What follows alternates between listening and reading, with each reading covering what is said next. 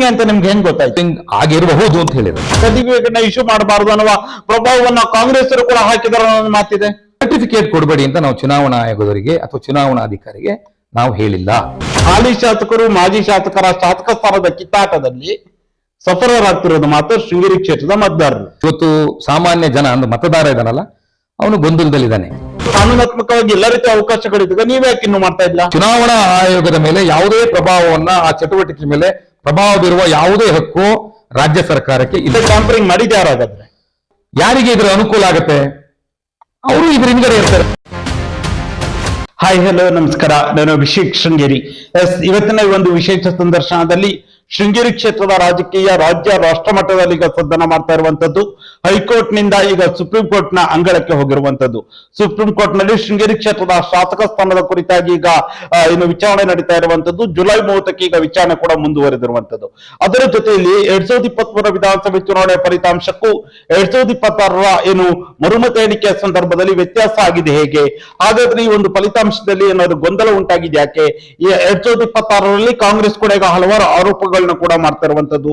ಶೃಂಗೇರಿ ಕ್ಷೇತ್ರದ ರಾಜಕೀಯ ಆಗಿರ್ಬೋದು, ಶಾಸಕ ಸ್ಥಾನದ ವಿಚಾರ ಈಗ ಬಾರಿ ಗೊಂದಲದಲ್ಲಿ ಇರುವಂತದ್ದು. ಎಲ್ಲ ವಿಚಾರಗಳ ಕುರಿತಾಗಿ ಚರ್ಚೆ ಮಾಡಲು ನಮ್ಮ ಜೊತೆ 2026 ಮರುಮತ ಎಣಿಕೆ ಸಂದರ್ಭದಲ್ಲಿ ಕಾಂಗ್ರೆಸ್ ಪಕ್ಷದಿಂದ ಏಜೆಂಟ್ ಆಗಿದ್ದಂತವರು, ಜೊತೆಯಲ್ಲಿಯೇ ಆ ಜಿಲ್ಲಾ ಕಾಂಗ್ರೆಸ್ ನ ಕಾರ್ಯದರ್ಶಿ ಆಗಿರುವಂತಹ MR ರವಿಶಂಕರ್ ಅವರ ಜೊತೆ ಇದ್ದಾರೆ. ಸರ್, ಕಾರ್ಯಕ್ರಮಕ್ಕೆ ಆತ್ಮೀಯ ಸ್ವಾಗತ. ನಮಸ್ಕಾರ.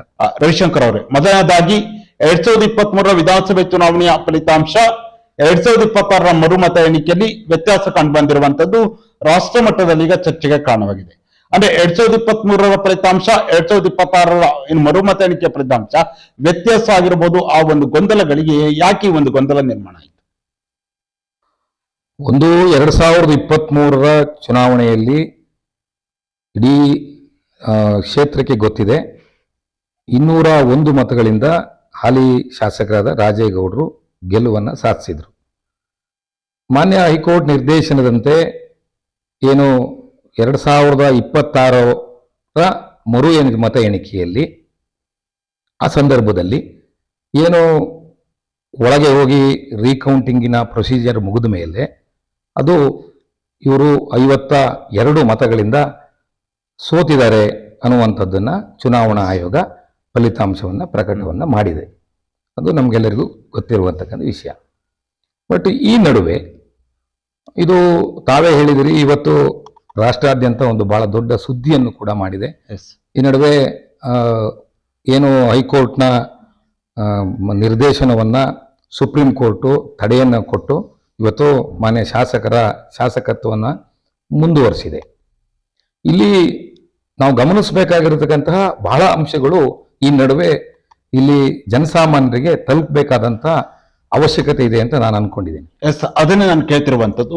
2023 ಫಲಿತಾಂಶ, 2026 ಮರು ಎಣಿಕೆ ಫಲಿತಾಂಶ ಸಂಪೂರ್ಣವಾಗಿ ಡೀಟೇಲ್ ಆಗಿ ಹೇಳಿದಾದ್ರೆ ಏನೆಲ್ಲ ಆಗಿತ್ತು? 2023ರಲ್ಲಿ ಏನಾಗಿತ್ತು, 2026 ಮರುಮತ ಎಣಿಕೆಯಲ್ಲಿ ಏನಾಗಿರುವಂತದ್ದು? ನೋಡಿ, 2023 ಮರುಮತ ಎಣಿಕೆ ಮತ ಎಣಿಕೆಯಲ್ಲಿ ನಾನು ಇರಲಿಲ್ಲ. ನಾನು ಅವತ್ತು ಭಾಗವಹಿಸಿರಲಿಲ್ಲ.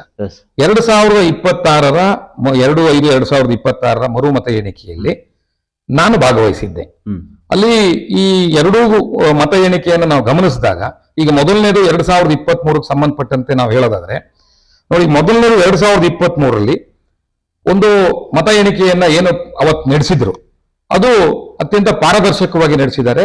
2026 ಕೂಡ ಪಾರದರ್ಶಕವಾಗಿ ಇದೆ, ಅದರಲ್ಲೇನು ಎರಡು ಮಾತಿಲ್ಲ. ಚುನಾವಣಾ ಆಯೋಗ ತನ್ನ ಕೆಲಸವನ್ನು ತಾನು ನಿರ್ವಹಿಸಿದೆ. ಆದ್ರೆ ಸಮಸ್ಯೆ ಇರ್ತಕ್ಕಂಥದ್ದು ಇಲ್ಲಿ ಫಲಿತಾಂಶದ್ದು.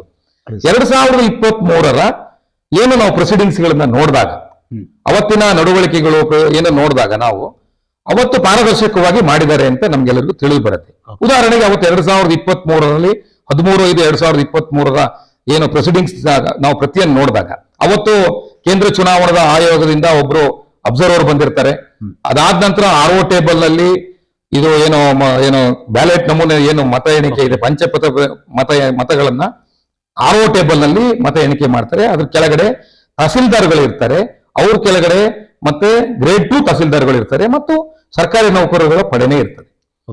ಅವತ್ತು 2023ರಲ್ಲಿ ಏನು ನಮ್ಮ ಚುನಾವಣಾ ಆಯೋಗದ ಈ ನೇತೃತ್ವದಲ್ಲಿ ಚುನಾವಣಾ ಏನು ರೌಂಡ್ಸ್ಗಳು ಆಯ್ತು, ಪ್ರತಿ ರೌಂಡ್ಸ್ಗಳಲ್ಲೂ ಕೂಡ ಪ್ರತಿಯೊಂದು ಮತಗಳನ್ನ ಮೊದಲು ಬೇರೆ ಬೇರೆಯನ್ನ ಮಾಡಿ ಯಾರ್ಯಾರಿಗೆ ಎಷ್ಟೆಷ್ಟು ಮತಗಳು ಬಂದಿದೆ ಅಂತೇಳಿ ಸಂಪೂರ್ಣವಾಗಿ ನಮಗೆ ತೋರಿಸಿ, ಅವತ್ತಿನ ಏನೋ ಏಜೆಂಟ್ಗಳಿಗೆ ತೋರಿಸಿ ಸಪರೇಟ್ ಅನ್ನ ಮಾಡಿ 20-25 ಬಂಡ್ಲು ಮಾಡಿ ಮತವನ್ನ ಎಣಿಸ್ತಾರೆ. ಪ್ರತಿ ರೌಂಡಿನ ಮತವನ್ನ ಎಣಿಸುವಾಗ ಪ್ರತಿ ರೌಂಡು ಕೂಡ ಆದ ನಂತರ ಅವರೊಂದು ಬೋರ್ಡ್ ಬರೆಯುತ್ತಾರೆ. ಆ ಬೋರ್ಡ್ ನಲ್ಲಿ ಅವರು ಪ್ರಕಟವನ್ನ ಮಾಡ್ತಾರೆ. 2023ರಲ್ಲಿ 26 ಈ ರೀತಿ ಇರೋದಿಲ್ಲ. 23ರಲ್ಲಿ ಪ್ರತಿ ರೌಂಡಿನಲ್ಲಿ ಬೋರ್ಡಿಗೆ ಬರೀತಾರೆ ಇಷ್ಟು ಮತಗಳು. ಈಗ ಇವ್ರು ಯಾರಿಗೋ, ಈಗ ಉದಾಹರಣೆಗೆ DN ಜೀವರಾಜ್ ಅವರಿಗಿಷ್ಟು, TD ರಾಜೇಗೌಡರಿಗಿಷ್ಟು, ಆಮೇಲೆ ಸುಧಾಕರ್ ಶೆಟ್ಟರಿಗಿಷ್ಟು, ಇನ್ಯಾರೋ ಏನೋ ಸ್ವತಂತ್ರ ಅಭ್ಯರ್ಥಿಗಳಿಗೆ ಇಷ್ಟು ಅಂತೇಳಿ ಪ್ರತಿಯೊಂದು ರೌಂಡ್ ನಲ್ಲೂ ಬರೀತಾರೆ. ಬರೆಯುವಂತ ಸಂದರ್ಭದಲ್ಲಿ ಏನಾದ್ರೂ ನಮ್ಮದು ತಕರಾರಿದ್ರೆ ಪ್ರತಿ ರೌಂಡ್ ನಲ್ಲೂ ಕೂಡ ತಕರಾರನ್ನ ಬರೀಲಿಕ್ಕೆ ಅವಕಾಶಗಳು ಇರ್ತದೆ. ಆ ಸಂದರ್ಭದಲ್ಲಿ ಪ್ರತಿ ರೌಂಡ್ ನಲ್ಲೂ ನಾವು ಗಮನಿಸಿದಾಗ ಅವತ್ತು ನಮ್ಮ ಶಾಸಕರು ಮತ್ತು ಕಾಂಗ್ರೆಸ್ ಪಕ್ಷದ ಪರವಾಗಿ ಏಜೆಂಟರಾಗಿದ್ದಂತಹ ಇವತ್ತು KPCC ವಕ್ತಾರರಾದ ಸುಧೀರ್ ಕುಮಾರ್ ಮುರಳಿ ಅವರ ವಕೀಲರು ಖುದ್ದು ಹಾಜರಿದ್ರು. ಅವತ್ತು ಬಿಜೆಪಿ ಪರವಾಗಿ BS ಸತೀಶ್ ಅವರಿದ್ರು. ಆಮೇಲೆ ಸುಧಾಕರ್ ಶೆಟ್ಟರು ಖುದ್ದು ಅವರೇ ಹಾಜರಾಗಿದ್ದಾರೆ. ಅವ್ರ ಪರವಾಗಿ ಕೂಡ ಕಡವೆ ವಿನಯ್ ಅವರಿದ್ರು. ಪ್ರತಿ ರೌಂಡ್ ನಲ್ಲೂ ಕೂಡ ಇವರು ಯಾರು ಶೆಟ್ಟಿಗದ್ದೆ ರಾಮಸ್ವಾಮಿ ಅವರು ಬಿಜೆಪಿ ಚುನಾವಣಾ ಏಜೆಂಟ್ ಆಗಿದ್ರು, ಅವರು ಕೂಡ ಬಂದು ಹೋಗ್ತಾ ಇದ್ರು. ಎಲ್ಲರೂ ಕೂಡ ಎಲ್ಲರ ನಡುವೆ ಅವತ್ತಿತ್ತು. ಜೊತೆಗೆ ಎಲ್ಲದಕ್ಕಿಂತ ಮುಖ್ಯವಾಗಿ ಅವತ್ತು ರಾಜನ್ ಅಂತೇಳಿ ಸ್ವತಂತ್ರ ಅಭ್ಯರ್ಥಿಯಾಗಿ ನಿಂತಿದ್ರು. ಸಹಜವಾಗಿ ರಾಜಕೀಯ ಭಿನ್ನಾಭಿಪ್ರಾಯಗಳಿಂದ ಕಾಂಗ್ರೆಸ್ಸಿನ ಅವರು ಮುಖಂಡರು ನಮ್ಮನ್ನು ಬಿಟ್ಟು ಅವರು ಚುನಾವಣೆಯಲ್ಲಿ ಸ್ಪರ್ಧೆಯನ್ನ ಮಾಡಿದ್ರು. ಆ ಸಂದರ್ಭದಲ್ಲಿ ಅವರು ಒಂದೊಂದು ಮತಗಳು ಕೂಡ ಅವತ್ತಿನ ಅವರ ಉದ್ದೇಶ ಕಾಂಗ್ರೆಸ್ ಅಭ್ಯರ್ಥಿ ರಾಜೇಗೌಡರು ಗೆಲ್ಲಲೇಬಾರದು ಅನ್ನುವಂತ ಅವತ್ತಿನ ಸಿಚುವೇಶನ್ಗೆ ಅವರು ಸ್ಟಿಕ್ ಆಗಿ ಅವತ್ತು ಅವರು ಪ್ರತಿಯೊಂದು ಓಟುಗಳನ್ನು ಕೂಡ ಗಮನಿಸಿ ರಾಜವನವರೇ ಖುದ್ದು ಆ ರೌಂಡ್ ನಲ್ಲಿ ಅದನ್ನ ಭಾಗವಹಿಸಿ ಇಡೀ ಏನು ಚುನಾವಣಾ ಪ್ರಕ್ರಿಯೆಯಲ್ಲಿ ಭಾಗವಹಿಸಿದ್ದಾರೆ. ಸೊ ಇಷ್ಟೆಲ್ಲ ನಡುವೆನು 4 ಮತದ ಸುತ್ತಿನಲ್ಲೂ ಕೂಡ ಯಾವುದೇ ಅಬ್ಜೆಕ್ಷನ್ಗಳನ್ನ ಏನು ಅಂಚೆ ಮತಪೆಟ್ಟಿಗೆನಲ್ಲಿ ಯಾವುದೇ ಪೊಲಿಟಿಕಲ್ ಪಾರ್ಟಿಯವರು ಕೂಡ ಅದನ್ನ ಬರೆದಿಲ್ಲ. ಇಲ್ಲಿ ಏನು ನಾವು ಅವತ್ತಿನ ನಾವು ರೌಂಡ್ಸ್ ಗಳನ್ನ ನೋಡಿದಂತ ಸಂದರ್ಭದಲ್ಲಿ ಅವತ್ತು ಇಡೀ ಚುನಾವಣಾ ಪ್ರಕ್ರಿಯೆಯ ಎಲ್ಲೂ ಕೂಡ ಒಂದೇ ಒಂದು ಮತ ಕೂಡ ಯಾರು ಕೂಡ ಅಬ್ಜೆಕ್ಷನ್ ಅನ್ನ ಮಾಡದೆ ಅವತ್ತು 2023ರ ಕೌಂಟಿಂಗ್ ಪ್ರಕ್ರಿಯೆ ಮುಗಿದಿರ್ತದೆ. ಕೌಂಟಿಂಗ್ ಪ್ರಕ್ರಿಯೆಯಲ್ಲಿ ಗಣನೀಯವಾಗಿ ಗಮನಿಸಬೇಕಾದ ಅಂಶ ಅಂತ ಹೇಳಿದ್ರೆ ಇಲ್ಲಿ ಇಡೀ ಚುನಾವಣಾ ಪ್ರಕ್ರಿಯೆಯಲ್ಲಿ ಅಂಚೆ ಮತ ಇದರ ಈ ಕೌಂಟಿಂಗ್ ನಲ್ಲಿ DN ಜೀವರಾಜ್ ಅವರು ಮುಂದಿರ್ತಾರೆ. ಆದ್ರೆ ರಾಜೇಗೌಡರು ಗೆದ್ದಿರತಕ್ಕಂಥದ್ದು EVM ಮತಗಳಲ್ಲಿ. ಅಂಚೆ ಮತದಲ್ಲಿ ಯಾವುದೇ ಕಾರಣಕ್ಕೂ ರಾಜೇಗೌಡರಿಗೆ ಹಿನ್ನಡೆಯಾಗಿದೆ. ಇದು ನಾವು ಗಮನಿಸಬೇಕಾದ ಅಂಶ. ಹಾಗಾಗಿ ನಾವು 2023ರ ಪ್ರಕ್ರಿಯೆ ಅತ್ಯಂತ ಪಾರದರ್ಶಕವಾಗಿತ್ತು ಅನ್ನೋದನ್ನ ಇದರಲ್ಲಿ ಸ್ಪಷ್ಟ ಆಗುತ್ತೆ.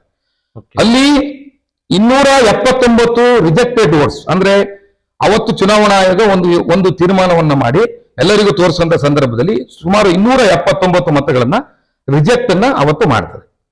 ಅಂತ ಸಂದರ್ಭದಲ್ಲಿ ಅವತ್ತು ಚುನಾವಣಾ ಏಜೆಂಟರಾಗಿರ್ತಕ್ಕಂತಹ BS ಸತೀಶ್ ಮತ್ತು ಶೆಟ್ಟಿಗದ್ದೆ ಚುನಾವಣಾ ಇವರು ಅಭ್ಯರ್ಥಿ ಏಜೆಂಟ್ ಆಗಿರ್ತಕ್ಕಂಥ ಶೆಟ್ಟಿಗದ್ದೆ ರಾಮಸ್ವಾಮಿ ಅವರು ಸುಮಾರು 4 ಗಂಟೆ ಮೇಲೆ ಅವರು ಒಂದು ಅಬ್ಜೆಕ್ಷನ್ ಅನ್ನ ಫೈಲ್ ಮಾಡ್ತಾರೆ. ಏನ್ ಫೈಲ್ ಮಾಡ್ತಾರೆ?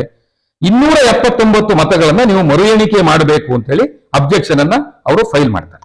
ಅಂದ್ರೆ ಅವರು ಅಪ್ಲಿಕೇಶನ್ ಅನ್ನ ಕೊಡ್ತಾರೆ. ಸೊ ನೀವು ಮತ್ತೆ ರೀಕೌಂಟಿಂಗ್ ಮಾಡಬೇಕು ಅಂತ, ಯಾವುದು ಆ 279 ಮತಗಳಿಗೆ ಮಾತ್ರ ಇನ್ವ್ಯಾಲಿಡ್ಗಳನ್ನ ಮತ್ತೆ ನೀವು ರೀಕೌಂಟ್ ಮಾಡಬೇಕು ಅಂತ ಕೊಡ್ತಾರೆ. ಕೊಟ್ಟು ಅವರು ಇಲ್ಲ ಅಲ್ಲಿ ಇರೋದಿಲ್ಲ, ಅವರು ಅಲ್ಲಿಂದ ತೆರಳುತ್ತಾರೆ. ಆದ್ರೆ ಅವತ್ತಿನ RO ಆಗಿರ್ತಕ್ಕಂಥ ಆಫೀಸರು ಯಾರು ಇಲ್ಲದೆ ಇರ್ತಕ್ಕಂಥ ಸಂದರ್ಭದಲ್ಲಿ ಅವರು ಒಂದು ಡಿಸಿಷನ್ ತಗೋಬೇಕು. ಸೊ ಅವರು ಒಂದು ಡಿಸಿಷನ್ ತಗೊಂತಾರೆ. ಯಾರು ಇಲ್ಲದೆ ಇರೋದ್ರಿಂದ ರೀಕೌಂಟಿಂಗಿಗೆ 279 ಕೊಟ್ಟಂತಹ ರೀಕೌಂಟಿಂಗ್ ಇರ್ತಕ್ಕಂಥ ಏಜೆಂಟ್ಗಳು ಯಾರು ಇಲ್ಲದೆ ಇರೋದ್ರಿಂದ ಆ ತೀರ್ಮಾನವನ್ನ ಅವ್ರು ಕೊಟ್ಟಿರ್ತಕ್ಕ ರಿಕ್ವೆಸ್ಟ್ ಅನ್ನ ರಿಜೆಕ್ಟ್ ಮಾಡಿ ಅವರು ಅವತ್ತಲ್ಲಿ ಯಾರು ಇಲ್ಲದೆ ಇರೋದ್ರಿಂದ ಅವ್ರು ಮಾರನೇ ದಿವಸ ರಿಜಿಸ್ಟರ್ ಪೋಸ್ಟರ್ ಮೂಲಕ ಸಂಬಂಧಪಟ್ಟವರಿಗೆ ತಲುಪಿಸ್ತಾರೆ. ಅದು ಸಂಬಂಧಪಟ್ಟ ಚುನಾವಣಾ ಆಯೋಗ ಮತ್ತು ಅಧಿಕಾರಿಗಳ ಜವಾಬ್ದಾರಿ. ಅದ್ರ ನಮ್ದೇನು ತಕರಾರಿಲ್ಲ. ಆದರೆ 5:30 ನಂತರ ಗೆದ್ದಂತಹ TD ರಾಜೇಗೌಡರು ಅಲ್ಲಿ ತನಕ ಎಲ್ಲೂ ಕೂಡ ಬಂದಿಲ್ಲ. ಯಾವುದೇ ತಕರಾರನ್ನು ಕೂಡ ಅವತ್ತು ರೀಕೌಂಟಿಂಗ್ ಮಾಡಿಲ್ಲ. ಈ 279 ಮತಗಳು ನೀವು ಮಾಡಬಾರ್ದು ಅಂತ ಎಲ್ಲೂ ಕೂಡ ಅವರು ತಕರಾರು ಮಾಡಿಲ್ಲ. ರಾಜಕೀಯವಾಗಿ ಈಗ ವಿರೋಧಕ್ಕೋಸ್ಕರ ಅದನ್ನ ಹೇಳ್ತಾ ಇದ್ದಾರೆ ಬಿಟ್ಟರೆ, ಸೃಷ್ಟಿಯನ್ನು ಮಾಡಿದ್ದಾರೆ ಬಿಟ್ರೆ, ರಾಜೇಗೌಡರು ಅವತ್ತು ಗೆದ್ದಂತಹ ಅಭ್ಯರ್ಥಿ ರಾಜೇಗೌಡರು 5:30 ನಂತರ ಅವರು ಕೌಂಟಿಂಗ್ ರೂಮ್ ಒಳಗೆ ಬಂದಿರ್ತಾರೆ. ಅಂದ್ರೆ ಇದಿಷ್ಟು ಕೂಡ 2023 ವಿಧಾನಸಭೆ ಚುನಾವಣೆ ನಂತರದಲ್ಲಾದಂತ ಹೌದು. ಮತ ಎಣಿಕೆ ಒಂದು ಪ್ರೊಸೀಡಿಂಗ್ಸ್. ಹೌದು. ಇದಾದ ನಂತರ ಈಗ 2026 ಮರುಮತ ಎಣಿಕೆ ಏನಾಯ್ತು? ಈ ಮರುಮತ ಎಣಿಕೆಯಲ್ಲಿ ನೀವು ಸ್ಟಾರ್ಟಿಂಗ್ ಇಂದನೂ ಕೂಡ ಗೊಂದಲದಿಂದೆಲ್ಲ ಕೂಡಿತ್ತು. ಆ ಮರುಮತ ಎಣಿಕೆ ಅದು ಯಾವ ರೀತಿಯಾಗಿದ್ದಾಗಿತ್ತು? ನೋಡಿ, 2026 2/5/2026 ಮರುಮತ ಎಣಿಕೆಗೆ ಬೆಳಗ್ಗೆ ನಾವು ಬಹಳ ಬೇಗ ನಾವು ಅಲ್ಲಿ ಏನು ಸ್ಟೋರ್ ರೂಮ್ ಏನೋ ಇದನ್ನ ಸ್ಟೋರ್ ಮಾಡಿರ್ತಕ್ಕ ಆ ರೂಮಿಗೆ, ಸ್ಟ್ರಾಂಗ್ ರೂಮಿಗೆ ನಾವು ಹೋಗ್ತೀವಿ. ಅಲ್ಲಿ ಸುಧಾಕರ್ ಶೆಟ್ಟರು ಬಂದಿರ್ತಾರೆ, ಜೀವರಾಜ್ ಅವರು ಕೂಡ ಬಂದಿರ್ತಾರೆ. ನಾವು ಸ್ವಲ್ಪ ಒಂದು 5 ನಿಮಿಷ ತಡವಾಗಿ, ನಾನು, ರಾಜೇಗೌಡರು ಮತ್ತು ಸುಧೀರ್ ಕುಮಾರ್ ಮುರಳ್ಳಿ ಅವರು, HM ಅವರು, ಇನ್ನು ಉಳಿದಂತಹ ನಾವು ರಮೇಶ್ ಭಟ್ರು, ಇವರೆಲ್ಲ ನಾವು ತೇಳ್ತೀವಿ ಅಲ್ಲಿ ನಮ್ಮ ಚುನಾವಣಾ ಏಜೆಂಟ್ಗಳು ಎಲ್ಲರೂ ಕೂಡ ತೇಳ್ತೀವಿ. ನಾವೆಲ್ಲ ಸ್ವತಂತ್ರ ಅಭ್ಯರ್ಥಿ ಪರವಾಗಿ ಹೋದಂತವ್ರು, ನಾವು ಕಾಂಗ್ರೆಸ್ ಪಾರ್ಟಿಗೆ ಪರವಾಗಿ ಬಂದಂತವ್ರು ಸುಧೀರ್ ಕುಮಾರ್ ಮುರಳ್ಳಿ ಅವರು, ನಾವು ಸ್ವತಂತ್ರ ಇವರು ಇನ್ಕ್ಲೂಡಿಂಗ್ ಎಲ್ಲಾ ಕ್ಯಾಂಡಿಡೇಟ್ಸ್ಗಳು ಇದ್ದಂತ ಸಂದರ್ಭದಲ್ಲಿ ಸ್ಟ್ರಾಂಗ್ ರೂಮ್ ಅನ್ನ ಓಪನ್ ಮಾಡ್ತಾರೆ. ಸ್ಟ್ರಾಂಗ್ ರೂಮು ನಾವು ಮೊದಲೇ ಅಬ್ಸರ್ವ್ ಮಾಡಿದಾಗೆ ಸ್ಟ್ರಾಂಗ್ ರೂಮಿಗೆ ಯಾವುದೇ ಕಾಂಪೌಂಡ್ಗಳು ಸುತ್ತಮುತ್ತ ಇರೋದಿಲ್ಲ, ಯಾರು ಕೂಡ ಅಲ್ಲಿ ಬಂದು ಹೋಗುವಂತ ವಾತಾವರಣ ಇದೆ. ಆಮೇಲೆ ಸ್ಟ್ರಾಂಗ್ ರೂಮ್ ಅನ್ನ ಕಳೆದ 2023 ಈವರೆಗೂ ಕೂಡ ಸರಿಯಾಗಿ ಅದನ್ನ ಮೇಂಟೈನ್ ಕೂಡ ಮಾಡಿರ್ತಕ್ಕಂಥ ಯಾವುದೇ ಸೂಚನೆಗಳು ಅಲ್ಲಿಲ್ಲ. ಸೊ ಸ್ಟ್ರಾಂಗ್ ರೂಮ್ ಓಪನ್ ಮಾಡ್ತಾರೆ, ಬೆಳಗ್ಗೆನೆ 7 ಗಂಟೆಗೆ ಸ್ಟ್ರಾಂಗ್ ರೂಮ್ ಅನ್ನು ಓಪನ್ ಮಾಡ್ತಾರೆ. ಸ್ಟ್ರಾಂಗ್ ರೂಮ್ ಓಪನ್ ಮಾಡಿ ಒಳಗೆ ಹೋದಂತ ಸಂದರ್ಭದಲ್ಲಿ ಅಲ್ಲಿ ನಮಗೆ ಅದು ಏನೋ ಸ್ಟ್ರಾಂಗ್ ರೂಮ್ ನಲ್ಲಿ ಮುಗುಟು ವಾಸನೆ ಬರಬೇಕು, ಬಟ್ ಆ ಮುಗುಟು ವಾಸನೆ ನಮಗೆ ಕಂಡು ಬಂದಿರೋದಿಲ್ಲ. ನಮಗೆ ಸಹಜವಾಗಿ ಆತರದ ಅನುಮಾನಗಳು ಬಂದಂತ ಸಂದರ್ಭದಲ್ಲಿ ಸ್ಟ್ರಾಂಗ್ ರೂಮ್ ಓಪನ್ ಮಾಡಿ ಒಳಗೆ ಹೋದಾಗ ಸ್ಟ್ರಾಂಗ್ ರೂಮ್ ನಲ್ಲಿ ಏನು ಮೇಂಟೈನ್ ಮಾಡಿರ್ತಕ್ಕಂಥ ಬಾಕ್ಸಸ್, ಸೊ 20 ಬಾಕ್ಸಸ್ಗಳು ಇರ್ತವೆ. ಆ 20 ಬಾಕ್ಸ್ಗಳು ಕೂಡ ನಾವು ನೋಡುವಂತ ಸಂದರ್ಭದಲ್ಲಿ ಅದರಲ್ಲಿ ಎಲ್ಲ ಬಾಕ್ಸ್ಗಳಲ್ಲಿ ಸಹಜವಾಗಿ ಒಡೆದಿರ್ತಕ್ಕಂತಹ, ನೀವು ಹೊಡೆದಿದ್ದ ಆರೋಪವನ್ನ ಮಾಡ್ತೀರಾ. ಆದ್ರೆ ನಂತರ ಅಧಿಕಾರಿಗಳು ಒಂದು ಕನ್ಫರ್ಮ್ ಮಾಡ್ತಾರೆ, ಏನು ಮತ ಏನಿತ್ತು, ವೋಟ್ಗಳೇನಾಗಿ ಅಂಚೆ ಪತ್ರಗಳೇನು ಹಾಕಿದ್ದು ಅದು ಯಾವುದೇ ಕಾರಣಕ್ಕೂ ಅದರ ಬೀಗ ಹೊಡೆದಿರ್ಲಿಲ್ಲ, ಅದು ಹೇಗಿತ್ತು ಹಾಗೆ ತಾನು ಮಾತನ್ನ ಹೇಳ್ತಾರೆ. ಅಲ್ಲ, ಅಲ್ಲಿ ಈಗ ಅದು ಆಮೇಲೆ ಅವರು ಹೇಳುವಂತದ್ದು ಅದೇ 2026 ಮರುಮತ ಎಣಿಕೆಯ ಸಮಸ್ಯೆನೇ ಇಲ್ಲಿಂದ ಪ್ರಾರಂಭ ಆಗುತ್ತೆ, ಬೆಳಗ್ಗೆನಿಂದನೇ ಪ್ರಾರಂಭ ಆಗುತ್ತೆ. ನಮ್ಮ ಆರೋಪಗಳೇನಿದೆ ನಾವು ಅದನ್ನೇ ಆರೋಪ ಮಾಡ್ತಿರೋದು. ನಮ್ಮ ಆರೋಪ ಏನು, ನಾವು ಸ್ಟ್ರಾಂಗ್ ರೂಮ್ ಅನ್ನು ಓಪನ್ ಮಾಡಿ ನೋಡಿದಂತ ಸಂದರ್ಭದಲ್ಲಿ 9 ಬಾಕ್ಸಿನ ಬೀಗಗಳು ಒಡೆದಿರ್ತದೆ. ಆದ್ರೆ 20 ಬಾಕ್ಸ್ಗಳಲ್ಲಿ 9 ಬಾಕ್ಸ್ ಒಡೆದಿರ್ತದೆ. ಆದ್ರೆ ಯಾವ ಬಾಕ್ಸಿನಲ್ಲಿ ನಮ್ಮ ಮತ ಈಗ ಅಂಚೆ ಮತವನ್ನು ಇಟ್ಟಿದ್ದಾರೆ ಅನ್ನುವಂಥದ್ದು ಕ್ಲಾರಿಟಿ ಅಧಿಕಾರಿಗಳಿಗೆ ಸಿಗೋದಿಲ್ಲ. ಸೊ ಅದನ್ನ ಏನಾಗಿರ್ತದೆ, ಅಲ್ಲೇ ಸಮಸ್ಯೆ ಇರತಕ್ಕಂಥದ್ದು. ಅಲ್ಲಿ ನಾವು ಸ್ಟ್ರಾಂಗ್ ಅಬ್ಜೆಕ್ಷನ್ ಅನ್ನ ಮಾಡ್ತೀವಿ. ಅಲ್ಲಿ ಅಬ್ಜೆಕ್ಷನ್ ಅನ್ನು ಮಾಡ್ತೀವಿ, ಕೇವಲ ಓರಲ್ ಅಬ್ಜೆಕ್ಷನ್ ಅಲ್ಲ. ನಾನು ಅದನ್ನೇ ಬರ್ತಾ ಇರೋದು 2023 ಪ್ರೊಸೀಡಿಂಗ್ಸಿಗೂ 2026 ಪ್ರೊಸೀಡಿಂಗ್ಸ್ಗೂ ಲಾಟ್ ಆಫ್ ಡಿಫರೆನ್ಸ್ ಇದೆ. ನಾನು ಈಗಾಗಲೇ ನಿಮ್ಗೆ ಹಿಂದೆನೆ ಪತ್ರಿಕೆಗಳಲ್ಲಿ, ಪ್ರೆಸ್ ಮೀಟ್ ನಲ್ಲಿ ನಾನು ಕೂಡ ಹೇಳಿದ್ದೇನೆ. 2023ಕ್ಕೂ 2026ಕ್ಕೂ ಏನು ಪ್ರೊಸೀಡಿಂಗ್ಸ್ ಅಲ್ಲಿ ಏನು ಡಿಫರೆನ್ಸ್, ಏನು ಪ್ರೊಸೀಡಿಂಗ್ಸ್ ಅಲ್ಲಿ ಡಿಫರೆನ್ಸ್ ಇದೆ, ನಮ್ಮ ಹೇಳಿಕೆಗಳನ್ನ ನಾವು ಅಲ್ಲಿಂದನೇ ರೈಟಿಂಗ್ ನಲ್ಲಿ ಕೊಡ್ತಾ ಬಂದಿದ್ದೀವಿ.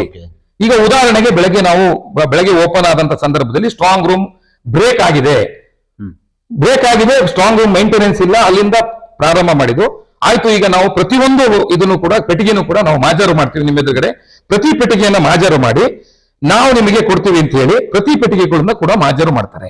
ಆ ಮಾಜಾರು ಮಾಡಿರ್ತಕ್ಕಂತಹ ಎಲ್ಲಾ ಹೇಳಿಕೆಗಳನ್ನ ಇಲ್ಲಿ ಅವರು ಬರೀತಾರೆ. ಎಷ್ಟು ಪೆಟ್ಟಿಗೆಗಳು ಒಡೆದಿದ್ವು, ಎಷ್ಟು ಪೆಟ್ಟಿಗೆಗಳು ಯಾವ್ಯಾವ ಹಂತಗಳಲ್ಲಿದ್ವು, ಎಷ್ಟು ಪೆಟ್ಟಿಗೆಗಳು ಏನೇನು ಆಗಿದೆ ಅನ್ನೋದನ್ನ ಮೊದಲು ಸ್ಟ್ರಾಂಗ್ ರೂಮಿನ ಹೊರಗಡೆ ಅಲ್ಲಿ ಆಗ್ತದೆ. ಸಹಜವಾಗಿ ನಮಗೆ ನೋಡುವಂತ ಸಂದರ್ಭದಲ್ಲಿ ಯಾವುದೇ ಒಬ್ಬ ಅನುಭವಿ ರಾಜಕಾರಣಿಗೆ ಆ ವಾತಾವರಣಗಳನ್ನ ನೋಡಿದಾಗ ಇದು ಏನೋ ಒಂದು ಕರಾಮತ್ತು ನಡೆದಿದೆ ಅನ್ನುವಂಥದ್ದನ್ನ ನಾವು ಬೆಳಗ್ಗೆನೆ ಅವತ್ತು ಸುಧೀರ್ ಕುಮಾರ್ ಮುರಳ್ಳಿ ಅವರು ಫಲಿತಾಂಶಕ್ಕೂ ಮುನ್ನವೇ ನಾವು ಸಂದೇಹವನ್ನ ವ್ಯಕ್ತ ಮಾಡಿದ್ವಿ.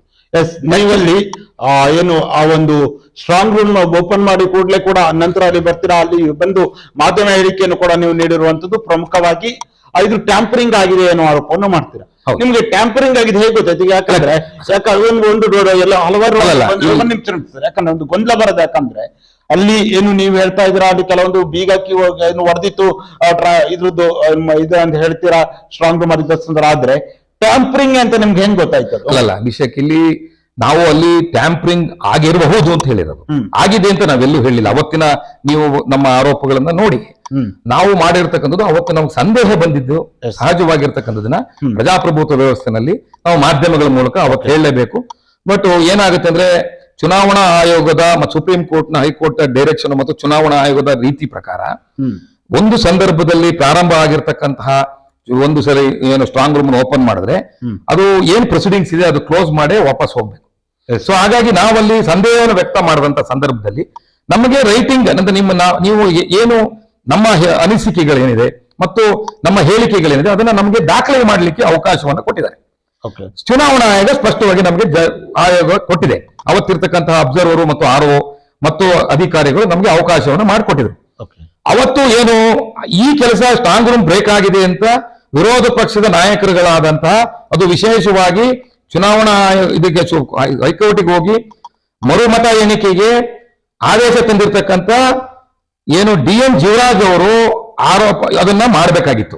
ಅವರು ಈ ಕರ್ತವ್ಯನ ಅವ್ರು ಮಾಡ್ಬೇಕು. ಯಾಕಂದ್ರೆ ಸ್ಟ್ರಾಂಗ್ ರೂಮ್ ನಲ್ಲಿ ಇಟ್ಟಿರ್ತಕ್ಕಂತಹ ಇದು ಈ ತರದ ಬೀಗ ಹೊಡೆದಿದೆ, ಇದು ಸಾಧ್ಯ ಸ್ಥಿತಿನಲ್ಲಿಲ್ಲ, ಹಾಗಾಗಿ ನನಗೆ ಅನುಮಾನ ಇದೆ ಅಂತ ಅವ್ರು ಆರೋಪ ಮಾಡ್ಬೇಕಾಗಿತ್ತು. ಆದ್ರೆ ಅವ್ರು ಅವತ್ತು ಆರೋಪ ಮಾಡ್ಲಿಲ್ಲ. ಅವತ್ತು ಆರೋಪ ಮಾಡಿರೋದು ಮತ್ತು ಏನು ಬರೆದಿರೋದು ಫಸ್ಟ್ ನಾವು ಬರೆದ ಮೇಲೆ ಅವರು ಆ ಪ್ರೊಸೀಡಿಂಗ್ಸ್ಗೆ ಅವರು ಕೂಡ ಒಪ್ಪಿ ಸಹಿಯನ್ನ ಹಾಕಿದ್ರು.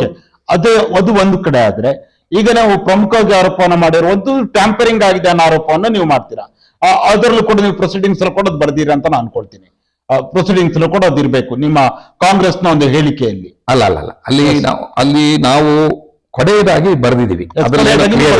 ಆದ್ರೆ ಟ್ಯಾಂಪರಿಂಗ್ ಅಂತ ಬಂದ್ರೆ ಅಲ್ಲಿ ಯಾಕೆ ನೀವು ಕೂಡ ಮರುಮತ ಎಣಿಕೆಯಲ್ಲಿ ಇದ್ದ ಸಂದರ್ಭದಲ್ಲಿ ಅಲ್ಲಿ ಯಾವ ರೀತಿಯಾದ ಟ್ಯಾಂಪರಿಂಗ್ ಆಗಿತ್ತು, ಹೇಗಿತ್ತು ಅಂದ್ರೆ ಅಲ್ಲಿ ಒಂದು ನೀವು ಹೇಳ್ತೀರಾ ಕೆಲವೊಂದು ಕಡೆ ಹೆಬ್ಬೆಟ್ ಇದಿತ್ತು ಅಂತ ಹೇಳ್ತೀರಾ, ಇನ್ನೊಂದು ಕಡೆ ಲಿಂಕ್ ಅಲ್ಲಿ ಯಾವ ರೀತಿ ಹೇಗಿತ್ತು? ಅಲ್ಲ, ಇಲ್ಲಿ ಒಂದು ಗೊಂದಲವನ್ನ ಕ್ಲಿಯರ್ ಮಾಡಿ ನಾನು ಮುಂದೆ ಹೋಗ್ತೇನೆ. ಒಂದು ಈ 9 ಬಾಕ್ಸ್ಗಳಲ್ಲಿ ಮತ ಇರತಕ್ಕಂತಹ ಬಾಕ್ಸ್ ಹೊಡೆದಿಲ್ಲ ಅನ್ನುವಂಥದ್ದು ಒಂದು ವಾದ ಈಗ ಆಲ್ರೆಡಿ ಎಲ್ಲರೂ ಕೂಡ ಹೇಳ್ತಾ ಇದ್ದಾರೆ. ಬಟ್ ಅಲ್ಲಿ ಸಮಸ್ಯೆ ಏನು ಅಂತ ಹೇಳಿದ್ರೆ, ಏನು ಇವರು ಅಂಚೆ ಮತಪತ್ರಿಕೆಗಳನ್ನ ಇಟ್ಟಿರ್ತಕ್ಕಂತಹ ಏನು ಆ ಬಾಕ್ಸ್ ಇದೆ, ಆ ಬಾಕ್ಸಿಗೆ ಅವತ್ತಿನ RO ಒಂದು ವೈಟ್ ಪೇಪರ್ ಅನ್ನ ಆ ಬಾಕ್ಸಿನ ಮುಚ್ಚಳಕ್ಕೆ ಮತ್ತು ಹೀಗೆ ಓಪನ್ ಮಾಡುವಂತ ಮುಚ್ಚಳಕ್ಕೆ ಮತ್ತು ಆ ಬಾಕ್ಸಿಗೆ ಸಂಬಂಧಪಟ್ಟಂತೆ ಒಂದು ವೈಟ್ ಪೇಪರ್ ಅನ್ನ ಹಚ್ಚಿ ಆತ ಎಲ್ಲದನ್ನು ಬರೆದು ಅದಕ್ಕೆ ಸಿಗ್ನೇಚರ್ ಅನ್ನ ಮಾಡಬೇಕು. ಆ ಸಿಗ್ನೇಚರ್ ಅನ್ನು ಮಾಡಿ ಅದನ್ನ ಬಾಕ್ಸ್ ಅನ್ನ ಸೇಫ್ ಆಗಿ ಇಡಬೇಕು. ಆದರೆ ಅವತ್ತು ಚುನಾವಣಾ ಏನು ಮರುಮತ ಎಣಿಕೆಯಲ್ಲಿ ಬಾಕ್ಸ್ ಅನ್ನ ಓಪನ್ ಮಾಡಿದಂತಹ ಸಂದರ್ಭದಲ್ಲಿ ಆ ರೀತಿಯಾಗಿ ಹಚ್ಚಿರ್ತಕ್ಕಂತಹ ಪೇಪರ್ ಒಡೆದು ಹೋಗಿತ್ತು. ಒಂದು. ಎರಡನೇದನ್ನು ಓಪನ್ ಮಾಡಿದಂತಹ ಸಂದರ್ಭದಲ್ಲಿ ಪ್ರತಿಯೊಂದು ಕೂಡ ಏನು ಅವತ್ತು ನಾನು ಮೊದಲೇ ಹೇಳಿದಂತೆ 20-25 ಬಂಡ್ಲುಗಳನ್ನ ಪ್ರತಿ ರೌಂಡ್ ನಲ್ಲಿ 4 ರೌಂಡ್ ಕೂಡ ಸಪರೇಟ್ ಆಗಿ ಪ್ರತಿಯೊಬ್ಬ ತಗೊಂಡಿರ್ತಕ್ಕಂಥ ಅಭ್ಯರ್ಥಿ ಹೆಸರನ್ನ ಬರೆದು ಒಂದು ದೊಡ್ಡ ಪೇಪರ್ ಕವರ್ ನಲ್ಲಿ ಒಳಗೆ ಹಾಕ್ಬಿಟ್ಟು ಆ 20-25 ಬಂಡ್ಲುಗಳನ್ನ ತಗೊಂಡಿರ್ತಕ್ಕಂಥ ಪ್ರತಿ ರೌಂಡಿನ ಆ ಬಂಡ್ಲುಗಳಿಗೆ ಹಾಕಿ ಅದನ್ನ ಮುಚ್ಚಿ ಅದಕ್ಕೆ ಸೀಲ್ ಅನ್ನ ಮಾಡಿ, ಪ್ರತಿ ಬಂಡ್ಲಿಗೂ ಕೂಡ ಸೀಲ್ ಅನ್ನ ಮಾಡ್ತಾರೆ. ಆ ಸೀಲ್ ಅನ್ನ ಮಾಡಿ ಲಕೋಟೆಯನ್ನ ಮಾಡಿ ಅವರು ಅದನ್ನ ಬಾಕ್ಸ್ ಒಳಗೆ ಇಟ್ಟು ಅದಕ್ಕೂ ಸೀಲ್ ಮಾಡಿ ಇಡ್ಬೇಕಾದಂತ ಇದಿದೆ. ಆದರೆ ಆ ಬಾಕ್ಸಿನ ಸೀಲು ಮೇಲೆ ಮೊದಲನೇದಾಗಿ ಪೇಪರ್ ಹೊಡೆದಿತ್ತು. ಎರಡನೇದು ಆ ಸೀಲ್ ಬಾಕ್ಸ್ ಹೊರಗಿರ್ತಕ್ಕಂಥ ಬೀಗದ ಕೀಯ ಸೀಲ್ ಇದೆಯಲ್ಲ, ಆ ಸೀಲು ಕೂಡ ಹೊಸ ಬಟ್ಟೆಯನ್ನು ಹಾಕಿ ಗೊಂದಲದಲ್ಲಿ ಆ ಸೀಲನ್ನ ಮಾಡುವಂಗಿತ್ತು. ಅದನ್ನು ಕೂಡ ನಾವು ಮಾಡಿದೀವಿ. ಇದ್ರ ಜೊತೆಗೆ ಇದು ಬಾಕ್ಸ್ ಅನ್ನ ಓಪನ್ ಮಾಡಿದಂತ ಸಂದರ್ಭದಲ್ಲಿ ಎಲ್ಲ ಬಂಡಲ್ಗಳು ಕೂಡ ಒಡೆದಿದ್ವು. ಯಾವುದೇ ಬಂಡಲ್ಗಳು ಕೂಡ ಸೀಲ್ ಆದಂತ ಪರಿಸ್ಥಿತಿಯಲ್ಲಿ ಇರಲಿಲ್ಲ. ಅದೆಲ್ಲವನ್ನೂ ಕೂಡ ನಾವು ಕೇವಲ ಆರೋಪವನ್ನ ಮಾಡಿಲ್ಲ ಅಥವಾ ಮಾಧ್ಯಮಗಳಲ್ಲಿ ಕೇವಲ ಹೇಳಿಲ್ಲ. ಪ್ರತಿಯೊಂದನ್ನು ಕೂಡ ನಾವು ಇದರಲ್ಲಿ ಅವತ್ತಿನ ಚುನಾವಣಾ ಆಯೋಗದ ಚುನಾವಣಾ RO ಎದುರುಗಡೆ ಪ್ರತಿಯೊಂದು ಕೂಡ ನಾವು ರೈಟಿಂಗ್ ಅನ್ನ ಮಾಡಿದೀವಿ. ಎಲ್ಲರಿಗೂ ಕೂಡ ಬರೀಲಿಕ್ಕೆ ಅವಕಾಶವನ್ನ ಮಾಡಿಕೊಟ್ಟಿದ್ದಾರೆ. ಪ್ರತಿಯೊಬ್ಬರು ಬರೆದಿದ್ದಾರೆ. ಅವತ್ತು ರಾಜೇಗೌಡರು ಬರೆದಿದ್ದಾರೆ.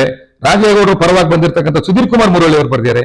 ಸ್ವತಂತ್ರ ಅಭ್ಯರ್ಥಿಗಳ ಪರವಾಗಿರ್ತಕ್ಕಂಥ ಹೋದಂತ ನಾನು ಬರೆದಿದ್ದೀನಿ. ನನ್ನ ಜೊತೆಗೆ ಬಂದಿರತಕ್ಕಂಥ ಎಲ್ಲ ಚುನಾವಣಾ ಏಜೆಂಟ್ಗಳು ಕೂಡ ಬರೆದಿದ್ದಾರೆ.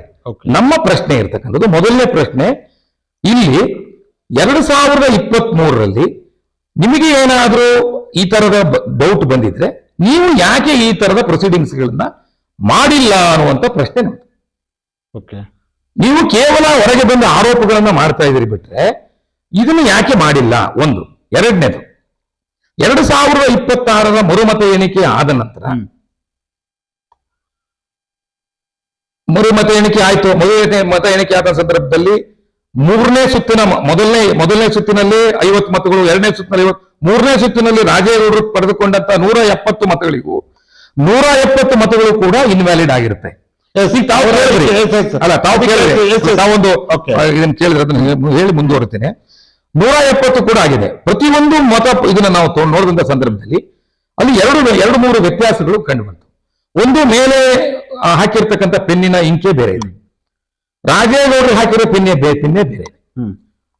ಪ್ರತಿಯೊಂದು ಮತಗಳನ್ನ ಬೇರೆ ಬೇರೆ ತರದಲ್ಲಿ ಬೇರೆ ಬೇರೆಯವರಿಗೆ ಹಾಕ್ತಾ ಬಂದಿದ್ದಾರೆ. ಒಂದು ಹೆಬ್ಬೆಟ್ಟನ್ನು ಒತ್ತಿರ್ತಕ್ಕಂತಹ ಒಬ್ರು ಯಾರೋ 80 ವರ್ಷದ ಮೇಲಿನವರು ಕೂಡ ಒತ್ತಿರ್ತಾರೆ, ಯಾರಿಗೋ ಪಾಪ ಇಲ್ಲಿಟ್ರೇಟ್ ಇರ್ತಾರೆ, ಅವರು ಹೆಬ್ಬೆಟ್ಟನ್ನು ಒತ್ತಿದ್ದಾರೆ. ಹೆಬ್ಬೆಟ್ಟನ್ನು ಒತ್ತಿರ್ತಕ್ಕಂಥ ರಾಜೇಗೌಡ ಮೇಲೆ ಹೆಬ್ಬೆಟ್ಟು ಒತ್ತಿದ್ದಕ್ಕೆ ಅದರ ಮೇಲ್ಗಡೆ ಇನ್ಯಾರೋ ಅಭ್ಯರ್ಥಿಗೆ ರೈಟ್ ಅನ್ನು ಹಾಕ್ತಾರೆ ಅಂತ ಹೇಳಿದ್ರೆ, ಮತ್ತೊಂದು ಯಾರೋ ಒಬ್ರು ಇದು ಹಣೆಬಟ್ಟು ಟೈಪ್ ಹಣೆಬಟ್ಟು ಇಟ್ಟಿದ್ದಾರೆ, ಅದ್ರೂ ಕೂಡ ಹಣೆಬಟ್ಟು ಇಟ್ಟಿರ್ತಕ್ಕಂಥದನ್ನ ಕೂಡ ತಿದ್ದುಪಡಿ ಮಾಡಿದೆ. ಅಂದ್ರೆ ಅವೆಲ್ಲವನ್ನೂ ನೋಡಿದಾಗ ಸ್ಪಷ್ಟವಾಗಿ ನಮ್ಗೆ ಅಲ್ಲಿ ಗೊತ್ತಾಗುತ್ತೆ ಇದು ಟ್ಯಾಂಪರಿಂಗ್ ಆಗಿದೆ. ನೀವ್ ಹೇಳಿದ್ರಿ 171 ಓಟು ಮೂರನೇ ರೌಂಡ್ ಅಲ್ಲಿ 170 ಮತಗಳು ಆಯ್ತಾ.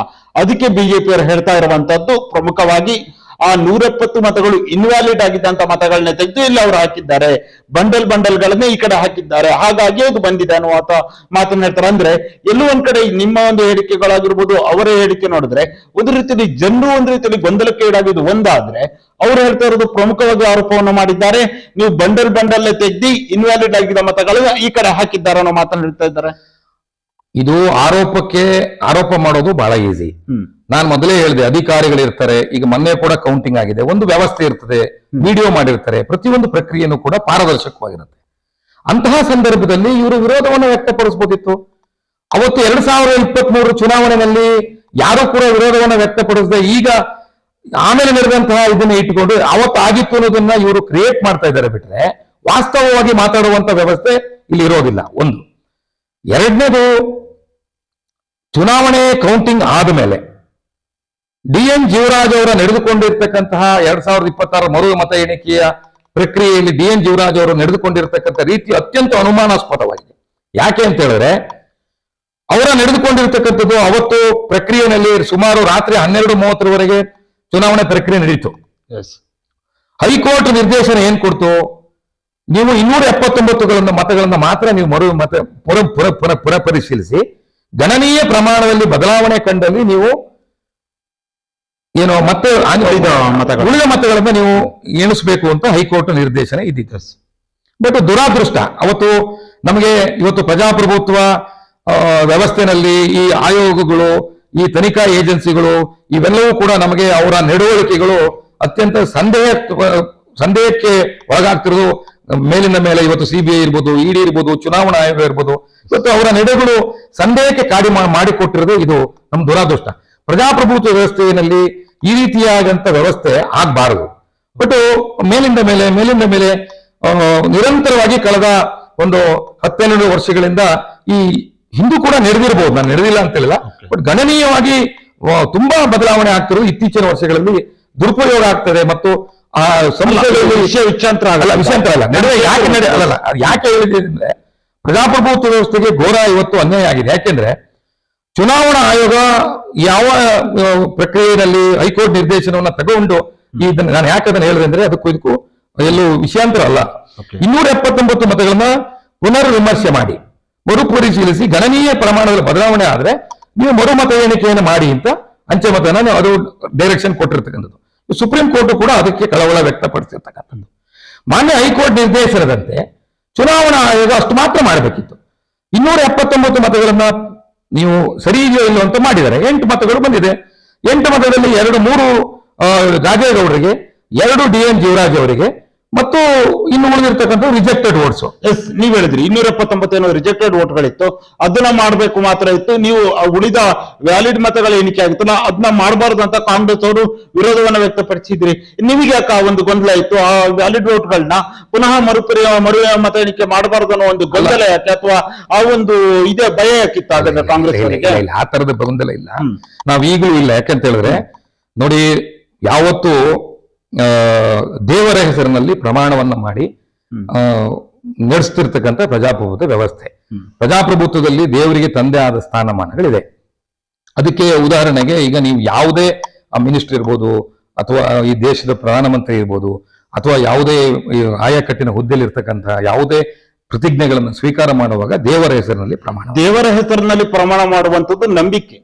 ನಂಬಿಕೆಯನ್ನೆಲ್ಲ ಮಾಡ್ತಾರೆ. ಅಲ್ಲ, ಅದು ಸಾಕ್ಷಿ ಆಗಲ್ಲ ಅಥವಾ ದಾಖಲೆಗಳಾಗಿ ಉಳಿಯಲ್ಲ. ಅಲ್ಲ, ಆದ್ರೆ ಇಲ್ಲಿ ನಾವು ಯಾಕೆ ದೇವರನ್ನ ನಾನು ಹೇಳ್ತಾ ಇದ್ದೀನಿ ಅಂತ ಹೇಳಿದ್ರೆ, ನಮ್ಗೆ ಈಗ ದೇವರ ಹೆಸರಲ್ಲಿ ಪ್ರಮಾಣ ಮಾಡ್ತಕ್ ಬಂದಂತಹ ವ್ಯಕ್ತಿಗಳು ಇವತ್ತು ದೇವರಿಗೆ ಹೆದರುವಂತ ಪರಿಸ್ಥಿತಿ ನಿರ್ಮಾಣ ಆಗಿದೆ. ಇವತ್ತು ಕಾಂಗ್ರೆಸ್ ಯಾವುದೇ ಕಾರಣಕ್ಕೂ ಪ್ರಜಾಪ್ರಭುತ್ವ ವ್ಯವಸ್ಥೆ ಮೇಲೆ ನಂಬಿಕೆ ಇಟ್ಟಿರ್ತಕ್ಕಂಥ ಪಕ್ಷ.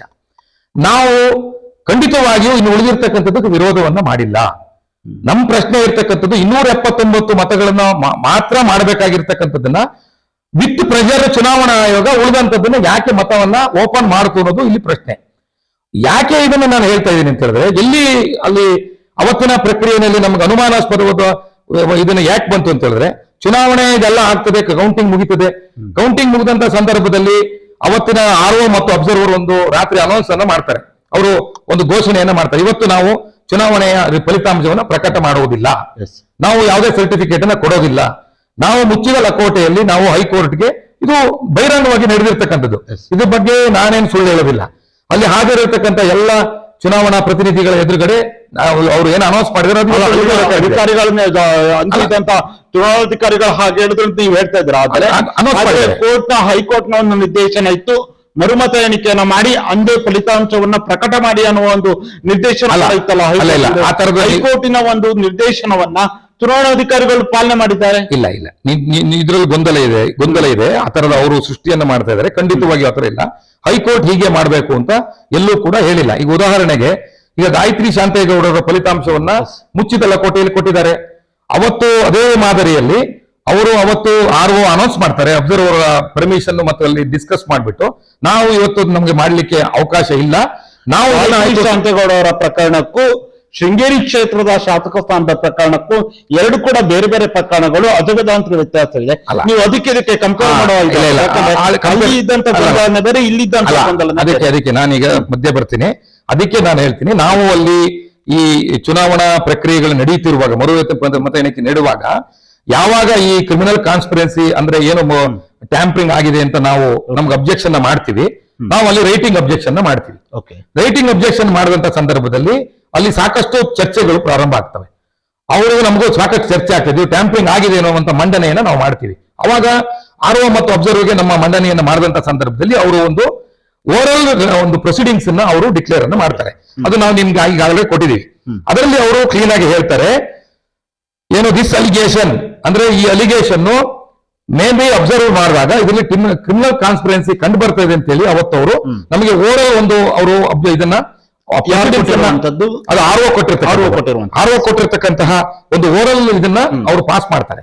ಪಾಸ್ ಮಾಡ್ಬಿಟ್ಟು ಆಸ್ ಆನ್ ನಮ್ಗೆ ಚುನಾವಣಾ ಆಯೋಗ ಮತ್ತು ಹೈಕೋರ್ಟ್ ನಿರ್ದೇಶನಂತೆ ಇದನ್ನ ಪ್ರಕ್ರಿಯೆಯನ್ನು ನಿಲ್ಲಿಸ್ಲಿಕ್ಕೆ ಬರೋದಿಲ್ಲ, ಮರು ಮತ ಎಣಿಕೆಯನ್ನು ನಿಲ್ಲಿಸ್ಲಿಕ್ಕೆ ಬರೋದಿಲ್ಲ.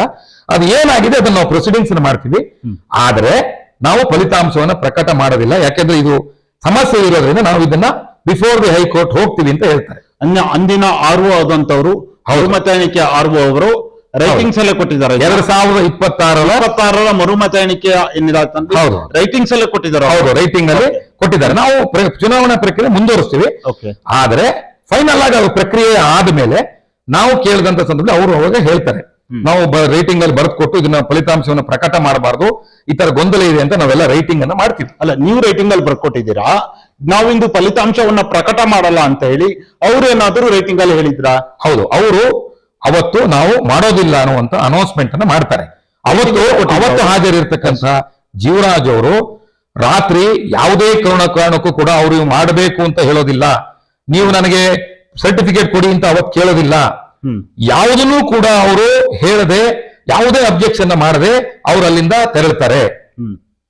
ತೆರಳಿ ಅವರು ವಿಜಯೋತ್ಸವಕ್ಕೆ ಭಾಗವಹಿಸ್ತಾರೆ. ಆದ್ರೆ ಅವರ ನಮ್ಗೆ ಯಾಕೆ ಅನುಮಾನ ಮೂಡಿಸುತ್ತೆ ಅವರ ನಡೆಯಲ್ಲಿ ಅಂತ ಹೇಳಿದ್ರೆ, ಸ್ಪಷ್ಟವಾಗಿರ್ತಕ್ಕಂಥ ನಾನು ವಿಚಾರವನ್ನ ಹೇಳ್ತೇನೆ, ಅವರು ಎಲ್ಲೂ ಕೂಡ ಪ್ರೊಸೀಡಿಂಗ್ಸ್ ಅನ್ನ ಅವರು ಅಬ್ಜೆಕ್ಷನ್ ಅನ್ನು ಮಾಡೋದಿಲ್ಲ. ಯಾವುದೇ ಇದು ಹಿಂದಿನ ಇದರಲ್ಲಿ ಈ ತರ ಆಗಿದೆ, ಆ ತರ ಆಗಿದೆ, ಹಿಂದಿನ ನನಗೆ ಅನ್ಯಾಯ ಆಗಿತ್ತು ಅಂತ ಅವ್ರು ರೈಟಿಂಗ್ ನಲ್ಲಿ ಕೊಡೋದಿಲ್ಲ. ಅವರು ಈವರೆಗೂ ಕೂಡ ಯಾವುದೇ ಅರ್ಜಿಗಳನ್ನು ಎಲ್ಲೂ ಕೂಡ ಕೊಟ್ಟಿರೋದಿಲ್ಲ. ಯಾವುದೇ ಅಧಿಕಾರಿಗಳ ಮೇಲೆ ಅವರು ಆರೋಪಗಳನ್ನು ಮಾಡಿಲ್ಲ. ಯಾವುದೇ ಅಧಿಕಾರಿಗಳ ಮೇಲೆ ಅವರು ದೂರ ಅರ್ಜಿಯನ್ನು ಕೊಟ್ಟಿಲ್ಲ. ಅವತ್ತೂ ಕೂಡ ಫಲಿತಾಂಶ ಬಂದಾಗಲೂ ಕೂಡ ಹಿಂದಿನ ಫಲಿತಾಂಶ ಸರಿ ಇರಲಿಲ್ಲ, ಇದು ನನಗೆ ಸರಿ ಇದ್ರ ಬಗ್ಗೆ ತನಿಖೆ ಆಗ್ಬೇಕು ಅಂತ ಅವರು ಎಲ್ಲೂ ಹೇಳಿಲ್ಲ. ನನಗೆ ಸರ್ಟಿಫಿಕೇಟ್ ಕೊಡಬೇಕು ಅಂತ ಡಿಮ್ಯಾಂಡ್ ಮಾಡಿಲ್ಲ. ಅವರು ಅನೌನ್ಸ್ ಮಾಡಿದಂತ ಸಂದರ್ಭದಲ್ಲಿ ಹೈಕೋರ್ಟ್ ನಲ್ಲಿ ತಾನು ಪ್ರೊಡ್ಯೂಸ್ ಮಾಡ್ತಿದ್ದಾಗಲೂ ಕೂಡ ಅವರು ಯಾವುದೇ ಹೇಳಿಕೆಯನ್ನು ಅಲ್ಲಿ ಅವರು ದಾಖಲು ಮಾಡೋದಿಲ್ಲ. ಆಯ್ತು ಅಂತೇಳಿ ಹೊರಗೆ ಹೋಗ್ತಾರೆ.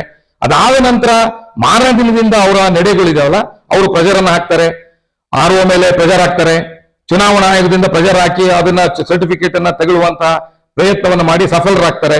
ಅದಾದ ನಂತರ ಸ್ಪೀಕರ್ ಮೇಲೆ ಅವರು ಪರಿಣಾಮ ಬೀರ್ತಾರೆ.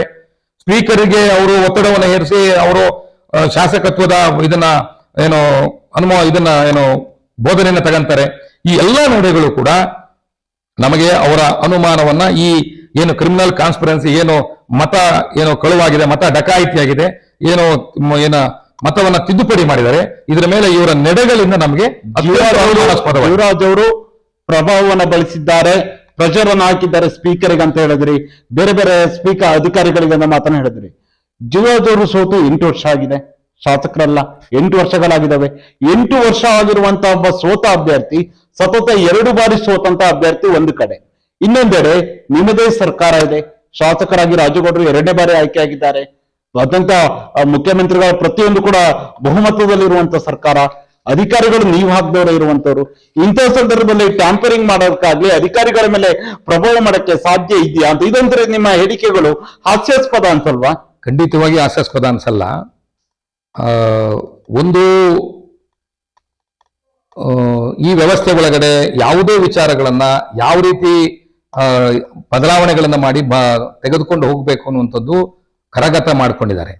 ಸುಮಾರು ವರ್ಷಗಳ ಕಾಲ, ಸುಮಾರು 30 ವರ್ಷಗಳ ಕಾಲ ಅವರು ಸಾರ್ವಜನಿಕ ಜೀವನ, ರಾಜಕೀಯ ಜೀವನದಲ್ಲಿ ಇದ್ದು 3 ಬಾರಿ ಶಾಸಕರಾಗಿ, ಸಚೇತಕರಾಗಿ, ಮುಖ್ಯಮಂತ್ರಿ ಕಾರ್ಯದರ್ಶಿಯಾಗಿ ಮತ್ತು ಸ್ವಲ್ಪ ಸಮಯ ಅವರು ಸಚಿವರಾಗಿ ಕಾರ್ಯವನ್ನು ನಿರ್ವಹಿಸಿದ್ದಾರೆ. ಅಂತಹ ಅನುಭವಿಗೆ ನನಗೆ 8 ವರ್ಷದಿಂದ ಅಧಿಕಾರ ಇಲ್ಲದಿದ್ದಾಗ ನಮ್ಮ ಮಾತನ್ನು ಯಾರೋ ಕೇಳೋದಿಲ್ಲ ಅನ್ನುವಂಥದ್ದು ಇದು ಕೂಡ ಹಾಸ್ಯಾಸ್ಪದ. ಅವ್ರು ಹೇಳುವಂಥದ್ದು ಹಾಸ್ಯಾಸ್ಪದ ಅಲ್ಲ. ಯಾಕಂದ್ರೆ ಚುನಾವಣಾ ಆಯೋಗ ಅಲ್ಲ, ಚುನಾವಣಾ ಪಕ್ಷದ ಶಾಸಕರಿಗಿಂತ ಆಡಳಿತದಲ್ಲಿರುವಂತಹ ಸರ್ಕಾರಕ್ಕಿಂತ ಇಲ್ಲಿ ಮಾಜಿ ಶಾಸಕರು ಹಾಗಾದ್ರೆ ಪ್ರಭಾವಿನ ಅಲ್ಲಲ್ಲ, ಹಾಗಲ್ಲ. ಇಲ್ಲಿ ಅಧಿಕಾರ ಎಲ್ಲಿ ಇರ್ತದೆ, ಯಾವ ಕಡೆ ಕೇಂದ್ರೀಕೃತವಾಗಿದೆ ಅದೆಲ್ಲ ಬರ್ತದೆ.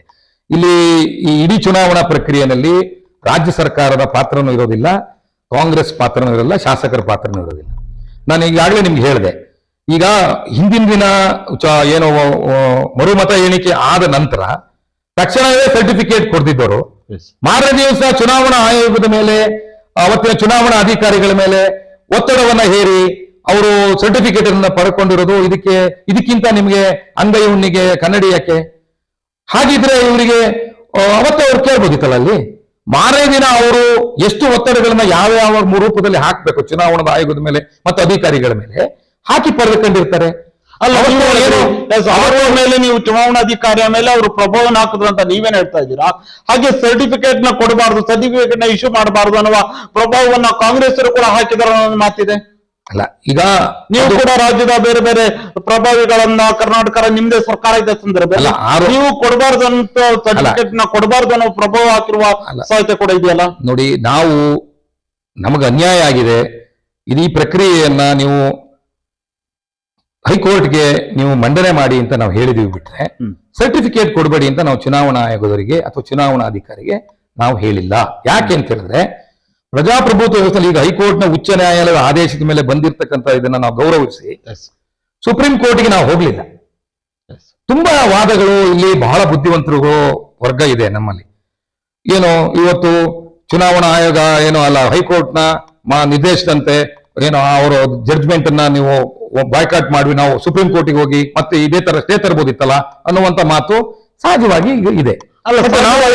ಪ್ರಶ್ನೆ ಕೂಡ ಬಂದ್ಬಿಡಲಿ. ನೀವು ಕೋರ್ಟ್ ಅಲ್ಲಿ ಹೈಕೋರ್ಟ್ ಏನು ತೀರ್ಮಾನ ಕೊಟ್ಟ ಸಂದರ್ಭದಲ್ಲಿ ಏನು ಮರುಮತ ಎಣಿಕೆ ಆದ ಸಂದರ್ಭ ನೀವು ಅಲ್ಲೇ ಕೂಡ ಕೇಳ್ತಾರೆ, ಅಲ್ಲಿದ್ದಂತ ನಿಮ್ಮ ಅಡ್ವೊಕೇಟ್ ಅವರು ಕೇಳ್ತಾರೆ, ನಾವು ಮರುಮತ ಎಣಿಕೆ ನಾವು ಸುಪ್ರೀಂ ಕೋರ್ಟ್ ಅಪೀಲ್ ಹೋಗುವ ಮಾತನ್ನ ಹೇಳ್ತಾರೆ, ನಮ್ಗೆ ಕಾಲಾವಕಾಶವನ್ನು ಕೂಡ ನೀವು ಕೇಳ್ತೀರಾ, ಅಲ್ಲಿ ಕೋರ್ಟ್ ಕೂಡ ಕಾಲಾವಕಾಶವನ್ನು ಕೊಡತ್ತೆ. ಆ ಸಂದರ್ಭದಲ್ಲಿ ನಿಮಗೆ ಸುಪ್ರೀಂ ಕೋರ್ಟ್ ಅವಕಾಶ ಇತ್ತು, ಅವಾಗ ಹೋಗಿಲ್ಲ. ಮರುಮತ ಎಣಿಕೆಯ ಸಂದರ್ಭದಲ್ಲಿ ಸೋತ ನಂತರ ಸುಪ್ರೀಂ ಕೋರ್ಟ್ಗೆ ನೀವು ಹೋಗಿರುವಂತೂ ಇನ್ನೊಂದು ಗೊಂದಲಕ್ಕೆ ಕಾರಣ ಆಗ್ತಾ ಇದೆಯಲ್ಲ. ಅಲ್ಲ, ನಮ್ಗೆ ನಾನು ಪ್ರಜಾಪ್ರಭುತ್ವ ವ್ಯವಸ್ಥೆನಲ್ಲಿ ಈಗ ನಮ್ಮ ಲಾಯರು ಅವತ್ತು ನಮ್ಮ ಮಾನ್ಯ ಶಾಸಕರು ಆ ಸಂದರ್ಭದಲ್ಲಿ ಇಲ್ಲದೆ ಇರ್ತಕ್ಕಂಥ ಸಂದರ್ಭದಲ್ಲಿ ಜಡ್ಜ್ಮೆಂಟ್ ಅನ್ನ ಉಚ್ಚ ನ್ಯಾಯಾಲಯ ಕೊಟ್ಟಾಗ ಸಹಜವಾಗಿ ನ್ಯಾಯ ಈ ಸಂವಿಧಾನದ ವ್ಯವಸ್ಥೆ ನ್ಯಾಯಾಂಗದ ವ್ಯವಸ್ಥೆ ಒಳಗಡೆ ಅಪೀಲ್ ಹೋಗ್ಲಿಕ್ಕೆ ಅವಕಾಶವನ್ನ ವಕೀಲರು ಅವತ್ತು ಅನುಪಸ್ಥಿತಿ ಇದ್ದಂತಹ ಶಾಸಕರ ಅನುಪಸ್ಥಿತಿನಲ್ಲಿ ಸಹಜವಾಗಿ ಕೇಳಿ ತಗೊಂಡಿದ್ದಾರೆ. ಅದು ನಮ್ಮ ಹಕ್ಕು. ನಾವು ಈ ವ್ಯವಸ್ಥೆ ಒಳಗಡೆ 201 ಮತಗಳನ್ನ ನಾವು ಗೆದ್ದಿರ್ತಕ್ಕಂಥದ್ದು 2023ರ ಪಾರದರ್ಶಕವಾಗಿರ್ತಕ್ಕಂಥ ವ್ಯವಸ್ಥೆ ಒಳಗಡೆ ನಾವು ಗೆದ್ದು ಮರುಮತ ಎಣಿಕೆ 279 ಮರುಪರಿಶೀಲನೆ ಉಚ್ಚ ನ್ಯಾಯಾಲಯ ಆದೇಶ ಮಾಡಿದ್ಮೇಲೆ ಮಾಡ್ಲಿ, ನಮ್ಗೇನು ಗೆಲುವಿಗೆ ನಮ್ಗೆ ಕ್ಲಿಯರ್ ಇದೀವಿ, ಇಲ್ಲೇನು ನಮ್ಗೆ ಟ್ಯಾಂಪರಿಂಗ್ ಆಗಿರೋದು ನಮ್ಗೇನು ಮೊದಲೇನು ಗೊತ್ತಿಲ್ಲ. ಸೊ ಹಾಗಾಗಿ ಸಹಜವಾಗಿ ನಾವು ಸ್ವಾಗತವನ್ನು ಮಾಡಿ ನಾವು ಡಿಸ್ಕಷನ್ ಮಾಡಿ ಸಹಜವಾಗಿ ಪರಿಣಿತರೊಂದಿಗೆ ಡಿಸ್ಕಷನ್ ಮಾಡಿ ಉಚ್ಚ ನ್ಯಾಯಾಲಯದ ಕರ್ನಾಟಕ ಉಚ್ಚ ನ್ಯಾಯಾಲಯ ಕೊಟ್ಟಿರ್ತಕ್ಕಂಥ ಡಿಸಿಷನ್ ಅನ್ನು ನಾವು ಒಪ್ಪಿ ನಾವು ಸುಪ್ರೀಂ ಕೋರ್ಟ್ಗೆ ಹೋಗಲಿಲ್ಲ, ಅದು ಒಪ್ಪಿರುವಂತದ್ದೇ. ಆಮೇಲೆ ಇಲ್ಲಿ ಈ ತರದ ಕ್ರಿಮಿನಲ್ ಕಾನ್ಸ್ಪಿರೆನ್ಸಿ ನಡೆದಿದೆ ಅಂತ ಹೇಳಿ ಗೊತ್ತಾದ ಮೇಲೆ ನಾವು ನಮಗೆ ನ್ಯಾಯ ಸಿಗ್ಬೇಕು, ನಮಗೆ ಬೇಕು, ಈ ತರ ಎಲ್ಲ ಪ್ರೊಸೀಡಿಂಗ್ಸ್ ಲ್ಯಾಪ್ಸ್ ಆಗಿದೆ, ನಮಗೆ ಅನ್ಯಾಯ ಆಗಿದೆ, ಪ್ರಜಾಪ್ರಭುತ್ವದಲ್ಲಿ ಇದು ಘೋರ ಅನ್ಯಾಯ ಆಗಿದೆ ಅಂತ ಹೇಳಿ ನಾವು ಸುಪ್ರೀಂ ಕೋರ್ಟ್ ಮೊರೆ ಹೋದಂತ ಸಂದರ್ಭದಲ್ಲಿ ಸುಪ್ರೀಂ ಕೋರ್ಟ್ ನಮಗೆ ತಾತ್ಕಾಲಿಕವಾಗಿರ್ತಕ್ಕಂಥ ಒಂದು ನಂತರ ಸುಪ್ರೀಂ ಕೋರ್ಟ್ ನ ಮೆಟ್ಟಿಲಿನ ಹೇಳ್ತೀರಾ, ಸುಪ್ರೀಂ ಕೋರ್ಟ್ ಪುನಃ ರಾಜೇಗೌಡರ ಶಾಸಕ ಸ್ಥಾನವನ್ನ ಪುನಃಸ್ಥಾಪನೆ ಮಾಡಿ ಒಂದು ಮಧ್ಯಂತರ ಆದೇಶವನ್ನು ನೀಡಿರುವಂತದ್ದು. ಓಕೆ, ಈ ಮಧ್ಯಂತರ ಆದೇಶ ನೀಡಿರುವಂತದ್ದು ಮತ್ತೆ ಈಗ ನಿನ್ನೆ ಕೂಡ ಆಗಿರುವಂತದ್ದು, ಈಗ ತಾತ್ಕಾಲಿಕವಾಗಿ ಈಗ 30ನೇ ತಾರೀಕಿಗೆ ವಿಚಾರಣೆಯನ್ನು ಈಗ ಮುಂದೂಡಿರುವಂತದ್ದು. ಈ ಒಂದು ಬೆಳವಣಿಗೆ ಯಾವ ರೀತಿಯಾಗಿ ನಡೀತಾ ಇದೆ? ನಾವು ಉಚ್ಚ ನ್ಯಾಯಾಲಯಕ್ಕೆ ಹೋಗಿರ್ತಕ್ಕಂಥದ್ದು ನಮಗೆ ಹೈಕೋರ್ಟ್ ಏನು ನಿರ್ದೇಶನವನ್ನು ಕೊಟ್ಟಿದೆ ಆ ನಿರ್ದೇಶನದಂತೆ ನಮಗೆ ಅಲ್ಲಿ ನಾವು ಹೋಗಿ ರೀಕೌಂಟಿಂಗ್ ಅನ್ನ ಮಾಡಿದ್ವಿ. ಆಗಿದೆ ರೀಕೌಂಟಿಂಗ್ ಪ್ರಕ್ರಿಯೆಯಲ್ಲಿ ನಮಗೆ ಅನ್ಯಾಯ ಆಗಿದೆ. ಏನಾಗಿದೆ, ಮೊದಲ 2023 ಏನು ಅವತ್ತಿನ ಫಲಿತಾಂಶ ಇವತ್ತಿನ ಫಲಿತಾಂಶಕ್ಕೂ ನಮಗೆ ಸಂದೇಹ ಬಂದಿದೆ. ಈ ಸಂದೇಹವನ್ನು ನಮಗೆ ತನಿಖೆ ಆಗ್ಬೇಕು ಅಂತ ಹೇಳಿ ನಾವು ಈಗಾಗಲೇ ಕರ್ನಾಟಕದಲ್ಲಿ ನಾವು ಏನು ಚಿಕ್ಕಮಗಳೂರಿನಲ್ಲಿ ನಾವು ಈಗಾಗಲೇ ಒಂದು ಕಂಪ್ಲೇಂಟ್ ಅನ್ನು ಮಾಡಿದೀವಿ. ನಮ್ಮ ಅಭ್ಯರ್ಥಿಯ ಪರವಾಗಿರ್ತಕ್ಕಂಥ ಏಜೆಂಟ್ ಶ್ರೀ ಸುಧೀರ್ ಕುಮಾರ್ ಮುರಳ್ಳಿ ಅವರು ಒಂದು ಕಂಪ್ಲೇಂಟ್ ಅನ್ನ ಮಾಡಿದ್ರೆ ಅದು ಹೈಕೋರ್ಟ್ ನಲ್ಲಿ ಪೆಂಡಿಂಗ್ ಇದೆ. ನಮಗೆ ಸುಪ್ರೀಂ ಕೋರ್ಟ್ ನಲ್ಲಿ ನಾವು ಹೋಗಿ ಈ ತರ ಇದೆ, ಈ ತರ ಪ್ರಕ್ರಿಯೆ ಆಗಿದೆ ಅಂತ ಅವರು ಮಧ್ಯಂತರ ಆದೇಶವನ್ನ ನಮಗೆ ನೀಡಿದ್ದಾರೆ. ಮಧ್ಯಂತರ ಆದೇಶದ ನಂತರ 2 ಬಾರಿ ಈಗ ಪೋಸ್ಟ್ಪೋನ್ ಆಗಿದೆ. ಮೊನ್ನೆ 23ಕ್ಕೆ ಕೊಟ್ಟಿದ್ರು ಮತ್ತು 30ಕ್ಕೆ ಕೊಟ್ಟಿದ್ದಾರೆ. ನಾವು ಈಗ ಮೊನ್ನೆ 23ರಲ್ಲಿ ನಾವು ಸರ್ವೋಚ್ಚ ನ್ಯಾಯಾಲಯಕ್ಕೆ ನಾವು ನಮ್ಮ ವಕೀಲರು ಈಗ 2023ರ ಫಲಿತಾಂಶ ಮತ್ತು ಅದರ ಪ್ರೊಸೀಡಿಂಗ್ಸ್ ಅನ್ನ ತರಿಸ್ಕೊಡ್ಬೇಕು ಅಂತೇಳಿ ನಾವು ಮೊನ್ನೆ 23ಕ್ಕಿಂತ ಮುಂಚೆ ನಾವು ಒಂದು ಅರ್ಜಿಯನ್ನ ನಾವು ಸುಪ್ರೀಂ ಕೋರ್ಟ್ಗೆ ಹಾಕಿದ್ವಿ. ಆ ಹಿನ್ನೆಲೆಯಲ್ಲಿ ನಮಗೆ ಸುಪ್ರೀಂ ಕೋರ್ಟ್ಗೆ ಇವತ್ತು ನಿನ್ನೆ ನಮ್ಮ ಎತ್ಕೊಂಡ ಸಂದರ್ಭದಲ್ಲಿ ಚುನಾವಣಾ ಆಯೋಗ ನಿನ್ನೆ ಸುಪ್ರೀಂ ಕೋರ್ಟ್ಗೆ ಮನವಿಯನ್ನು ಸಲ್ಲಿಸಿದೆ. ನನಗೆ 7 ದಿನ ನಮ್ಗೆ ಆ ಕಾಲಾವಕಾಶವನ್ನು ಮಾಡಿಕೊಡಿ, ನಾವು ಈ 2023ರ ಏನು ಪ್ರೊಸೀಡಿಂಗ್ಸ್ ಏನಿದೆ ಅವತ್ತಿನ ಚುನಾವಣಾ ಏನೋ ಫಲಿತಾಂಶದ ಪ್ರೊಸೀಡಿಂಗ್ಸ್ ಅನ್ನು ನಾವು ಕೋರ್ಟಿಗೆ ಸಬ್ಮಿಟ್ ಮಾಡ್ತೀವಿ ಅಂತ ಹೇಳಿ ಅವರು 7 ದಿನಗಳ ಕಾಲ ಯಾವುದು ಚುನಾವಣಾ ಆಯೋಗ ಸಮಯವನ್ನು ತೆಗೆದುಕೊಂಡಿದೆ. ಕರ್ನಾಟಕ ಚುನಾವಣಾ ಆಯೋಗ, ಅಲ್ಲ ಕೇಂದ್ರ ಚುನಾವಣಾ ಆಯೋಗ ಅದು ಕೇಂದ್ರ ಇರ್ಬೋದು, ರಾಜ್ಯ ಇರ್ಬೋದು, ಅದೇನು ಸಪರೇಟ್ ಇಲ್ಲ, ಅದು ಒಂದೇ ಬಾರಿ ಚುನಾವಣಾ ಆಯೋಗ ತೆಗೆದುಕೊಂಡಿದೆ. ಹಾಗಾಗಿ ಅದು 30ನೇ ತಾರೀಕಿಗೆ ಸುಪ್ರೀಂ ಕೋರ್ಟ್ ಸಮಯವನ್ನು ಕೊಟ್ಟಿದೆ. ಓಕೆ, ಈಗ 30ನೇ ತಾರೀಕು ಇರುವಂತದ್ದು ಒಂದು ರೀತಿಯಲ್ಲಿ ಸಹಜವಾಗಿ ಕುತೂಹಲ ಇನ್ನೂ ಕೂಡ ಮುಂದುವರೆದಿರುವಂತದ್ದು. ನಿಮಗಿರದೆ ಪತ್ರಕರ್ತನಾಗಿ ನನಗೂ ಕುತೂಹಲ ಇದೆ. ನಾನು ಡಿಸಿಷನ್ ಮೇಕರ್ ಅಲ್ಲ, ಡಿಸಿಷನ್ ಕೊಡಕ್ಕಾಗಲ್ಲ. ಅಥವಾ ಸಾರ್ವಜನಿಕವಾಗಿ ಮತದಾರರಿಗೂ ಕೂಡ ಒಂದು ರೀತಿಯಲ್ಲಿ ಇದೆ, ಯಾಕಂದ್ರೆ ಈಗ ಹಲವಾರು ರೀತಿಯ ಚರ್ಚೆಗಳು ಕೂಡ ನಡೀತಾ ಇರುವಂತದ್ದು ಸಾರ್ವಜನಿಕ ವಲಯದಲ್ಲಿ. ಇಂತಹ ಸಂದರ್ಭದಲ್ಲಿ ಈ ಒಂದು ಮುಂದಿನ ದಿನಗಳಲ್ಲಿ ಶಾಸಕ ಸ್ಥಾನ ರಾಜೇಗೌಡರದ್ದು ಮುಂದುವರಿಯುತ್ತಾ ಅಥವಾ ಏನಾದ್ರೂ ಅದಕ್ಕೂ ಕೂಡ ಏನಾದ್ರು ಸಮಸ್ಯೆಗಳು ಉದ್ಭವವಾಗುತ್ತಾ? ಈಗ ಮೊದಲನೇ ಪ್ರಶ್ನೆಗೆ ನಾನು ಸಾಕಷ್ಟು ವರ್ಷ ಒಬ್ಬ ಪತ್ರಿಕಾ ಇದರಲ್ಲಿ ಕೆಲಸ ಮಾಡಿದ್ದೀನಿ. ನೀವು ಸಹಜವಾಗಿ TRP ಬೇರೆ ಬೇರೆ ಕಾರಣಕ್ಕೋಸ್ಕರ ನೀವು ಮಾಧ್ಯಮಗಳು ಅಲ್ಲ ಈ ಸರ್ಕ್ಯುಲೇಷನ್ ಇದು ಬೇರೆ ಬೇರೆ ಕಾರಣಕ್ಕೆ ಒಂದು ಮಾತು ಹೇಳ್ತೀನಿ, ಒಂದು ನಿಮಿಷ, ನಾನು TRP ಅನ್ನೋ ಕಾನ್ಸೆಪ್ಟ್ ಈಗ ಇಲ್ಲ. ಇದು ಕಾರಣ ಈಗ ಏನು ಈಗ ನೀವು ಈ ಮಾಧ್ಯಮಗಳಲ್ಲಿ ಸಹಜ ನಿಮ್ದಂತಲ್ಲ ಎಲ್ಲ ಮಾಧ್ಯಮಗಳು ಬರ್ತವೆ. ಪ್ರತಿ ಹಿಯರಿಂಗ್ ನಲ್ಲೂ ಕೂಡ ಅದನ್ನ ನೀವು ಲೈವ್ ಇಟ್ಕೊಳ್ಳಿಕ್ಕೆ ಅದನ್ನ ಮಾಡ್ತಾ ಇದ್ದಾರೆ. ಬಟ್ ಸಹಜವಾಗಿ ನ್ಯಾಯಾಲಯದ ವ್ಯವಸ್ಥೆಗಳು ನ್ಯಾಯಾಲಯದ ರೀತಿಯಲ್ಲಿ ಇರ್ತದೆ. ನ್ಯಾಯಾಲಯಗಳು ಈಗ ಫಸ್ಟ್ ಮಧ್ಯಂತರ ಆದೇಶವನ್ನು ಕೊಟ್ಟಿದೆ. ಮಧ್ಯಂತರದ ಆದೇಶದ ನಂತರ 2026ರ ಫಲಿತಾಂಶವನ್ನ ಚುನಾವಣಾ ಆಯೋಗ ಹಾಕಿತ್ತು. ಅದರ ಆಧಾರದ ಮೇಲೆ ನಮ್ಮ ವಕೀಲರು 2023ರದ್ದು ಹಾಕ್ಲಿಲ್ಲ, ಅದನ್ನು ತರಿಸಿ ಅಂತೇಳಿ ಕೇಳಿದಾಗ ಸುಪ್ರೀಂ ಕೋರ್ಟ್ಗೆ ಆಯ್ತು ತಂದು ಕೊಡ್ತೀವಿ ಅಂತ ಹೇಳಿದೆ. ಈಗ ಅದು 2023ರ ಪ್ರಕ್ರಿಯೆಯನ್ನು ತಂದು ಕೊಟ್ಟ ಮೇಲೆ ಅಲ್ಲ ಪ್ರೊಸೀಡಿಂಗ್ಸ್ ತಂದು ಕೊಟ್ಟ ಮೇಲೆ ಆ ಪ್ರಕ್ರಿಯೆ ಮತ್ತು ಈ ಪ್ರಕ್ರಿಯೆ ಏನು ಡಿಫರೆನ್ಸ್ ಅಂತ ಸುಪ್ರೀಂ ಕೋರ್ಟ್ ಕೇಳುತ್ತೆ. ಈಗ ಚುನಾವಣಾ ಆಯೋಗ 2023ರ ಫಲಿತಾಂಶ ಸರಿನೋ ಅದು 2026 ಫಲಿತಾಂಶ ಸರಿನೋ ಅಂತೇಳಿ ಚುನಾವಣಾ ಆಯೋಗ ಸುಪ್ರೀಂ ಕೋರ್ಟ್ ಎದುರುಗಡೆ ಹೇಳ್ಬೇಕಾಗತ್ತೆ. ಇವತ್ತು ಚುನಾವಣಾ ಆಯೋಗ ಆ ಪರಿಸ್ಥಿತಿನಲ್ಲಿ ಇಲ್ಲ ನನಗನ್ನಿಸ್ದಾಗೆ. ಇವತ್ತು ಚುನಾವಣಾ ಆಯೋಗ ಯಾವ ರೀತಿ ಪ್ರಕ್ರಿಯೆಯನ್ನ ಇವತ್ತು ಸುಪ್ರೀಂ ಕೋರ್ಟ್ ಎದುರುಗಡೆ ಹೇಳುತ್ತೆ ಅನ್ನೋದು ನಮ್ದಿರೋದು. ಯಾಕಂತ ಹೇಳಿದ್ರೆ ಇಲ್ಲಿ ಸಫರರು ನಾವು. ಇವತ್ತು ಕಾಂಗ್ರೆಸ್ ಅಭ್ಯರ್ಥಿ ಆಗಿರ್ತಕ್ಕಂಥ ಶ್ರೀ ಟಿ.ಡಿ. ರಾಜೇಗೌಡರು ಸಫರ್. ಯಾಕಂದ್ರೆ 2023 ಫಲಿತಾಂಶ ನಮಗೆ ಮುನ್ನುಡಿಯನ್ನ ಇಟ್ಕೊಂಡು ನಾವು ಕ್ಷೇತ್ರದ ಅಭಿವೃದ್ಧಿಯನ್ನ ಮಾಡ್ಕೊಂಡು ಹೊರಟಿದ್ವಿ. ಇವತ್ತು ಸಾಕಷ್ಟು ಬಾರಿ ನಮ್ಗೆ ಅದಕ್ಕೆ ಅಡೆತಡೆಗಳಾಗಿ ಅದ್ರ ನಡುವೆ ಕಾಂಗ್ರೆಸ್ ಅವರಿಗೆ ಕಾಂಗ್ರೆಸ್ ಅಭ್ಯರ್ಥಿ ಸಫರರು, ಬಿಜೆಪಿ ಅವರಿಗೆ ಬಿಜೆಪಿ ಅಭ್ಯರ್ಥಿ ಸಫರರು. ವಿಷಯ ಇಷ್ಟೇ ಇದರಲ್ಲಿ. ಹೇಳಿ ಸರ್. ಈಗ ನೋಡಿ, ಈಗ ವಿಷಯಾಂತರ ಆಗತ್ತೆ, ಆದ್ರೂ ಮಾಡ್ಲೇಬೇಕಾಗತ್ತೆ. ಈಗ ಉದಾಹರಣೆಗೆ ಈ ಜಿಲ್ಲೆನಲ್ಲಿ 2 ಪ್ರಕರಣಗಳು ಈಗ ನಿಮ್ಮ ಎದುರುಗಡೆ ಇದೆ. ಹೌದು. ಈಗ ಇನ್ನೊಂದು ಪ್ರಕರಣವನ್ನು ನಾನು ಇಲ್ಲಿ ಉಲ್ಲೇಖ ಮಾಡಲೇಬೇಕಾಗತ್ತೆ. ಏನಾಗಿದೆ ಈಗ ಈಗ ವಿಧಾನ ಪರಿಷತ್ ಸದಸ್ಯರಾದ ಎಂ.ಕೆ. ಪ್ರಾಣೇಶ್ ಅವರ ಇವತ್ತು ಏನಾಗಿದೆ ಫಲಿತಾಂಶ ಸುಪ್ರೀಂ ಕೋರ್ಟ್ ಕೊಟ್ಟಿದೆ, ಅದು ಹೈಕೋರ್ಟಿಗೆ ಬಂದಿದೆ. ಹೈಕೋರ್ಟ್ ಇಂದ ಇವತ್ತು ಈಗ ಇನ್ನೇನು ಒಂದು ವಾರ ಅಥವಾ 10 ದಿವಸದಲ್ಲಿ ಚುನಾವಣಾ ಹೈಕೋರ್ಟ್ ಅನೌನ್ಸ್ ಅನ್ನ ಮಾಡಬಹುದು. ಬಟ್ ಸುಪ್ರೀಂ ಕೋರ್ಟ್ ಸರಿಯಾಗಿ ಕ್ಲಿಯರ್ ಆಗಿ ಅನೌನ್ಸ್ ಅನ್ನ ಮಾಡಿದೆ. ಅದರ ಆಧಾರದ ಮೇಲೆ ನಾವು ಮೊನ್ನೆ ವಿಜಯೋತ್ಸವವನ್ನು ಆಚರಣೆ ಮಾಡಿದೀವಿ. ಗಾಯತ್ರಿ ಶಾಂತೇಗೌಡರು 7 ಮತಗಳಿಂದ ಚುನಾವಣಾ ಗೆಲುವನ್ನು ಸಾಧಿಸಿದ್ದಾರೆ ಅಂತೇಳಿ ಸುಪ್ರೀಂ ಕೋರ್ಟ್ ಆದೇಶ ಮಾಡಿದೆ. ಅದರಂತೆ ಹೈಕೋರ್ಟಿಗೆ ಬಂದರೆ ಹೈಕೋರ್ಟ್ ಅನೌನ್ಸ್ ಅನ್ನ ಮಾಡ್ತದೆ. ಕಳೆದ 4 ವರ್ಷ 8 ತಿಂಗಳಿಂದ ಹಾಗಾದ್ರೆ ಯಾರು ಸಫರರ್? ನಾವು ಸಫರರ್ ಅಲ್ವಾ?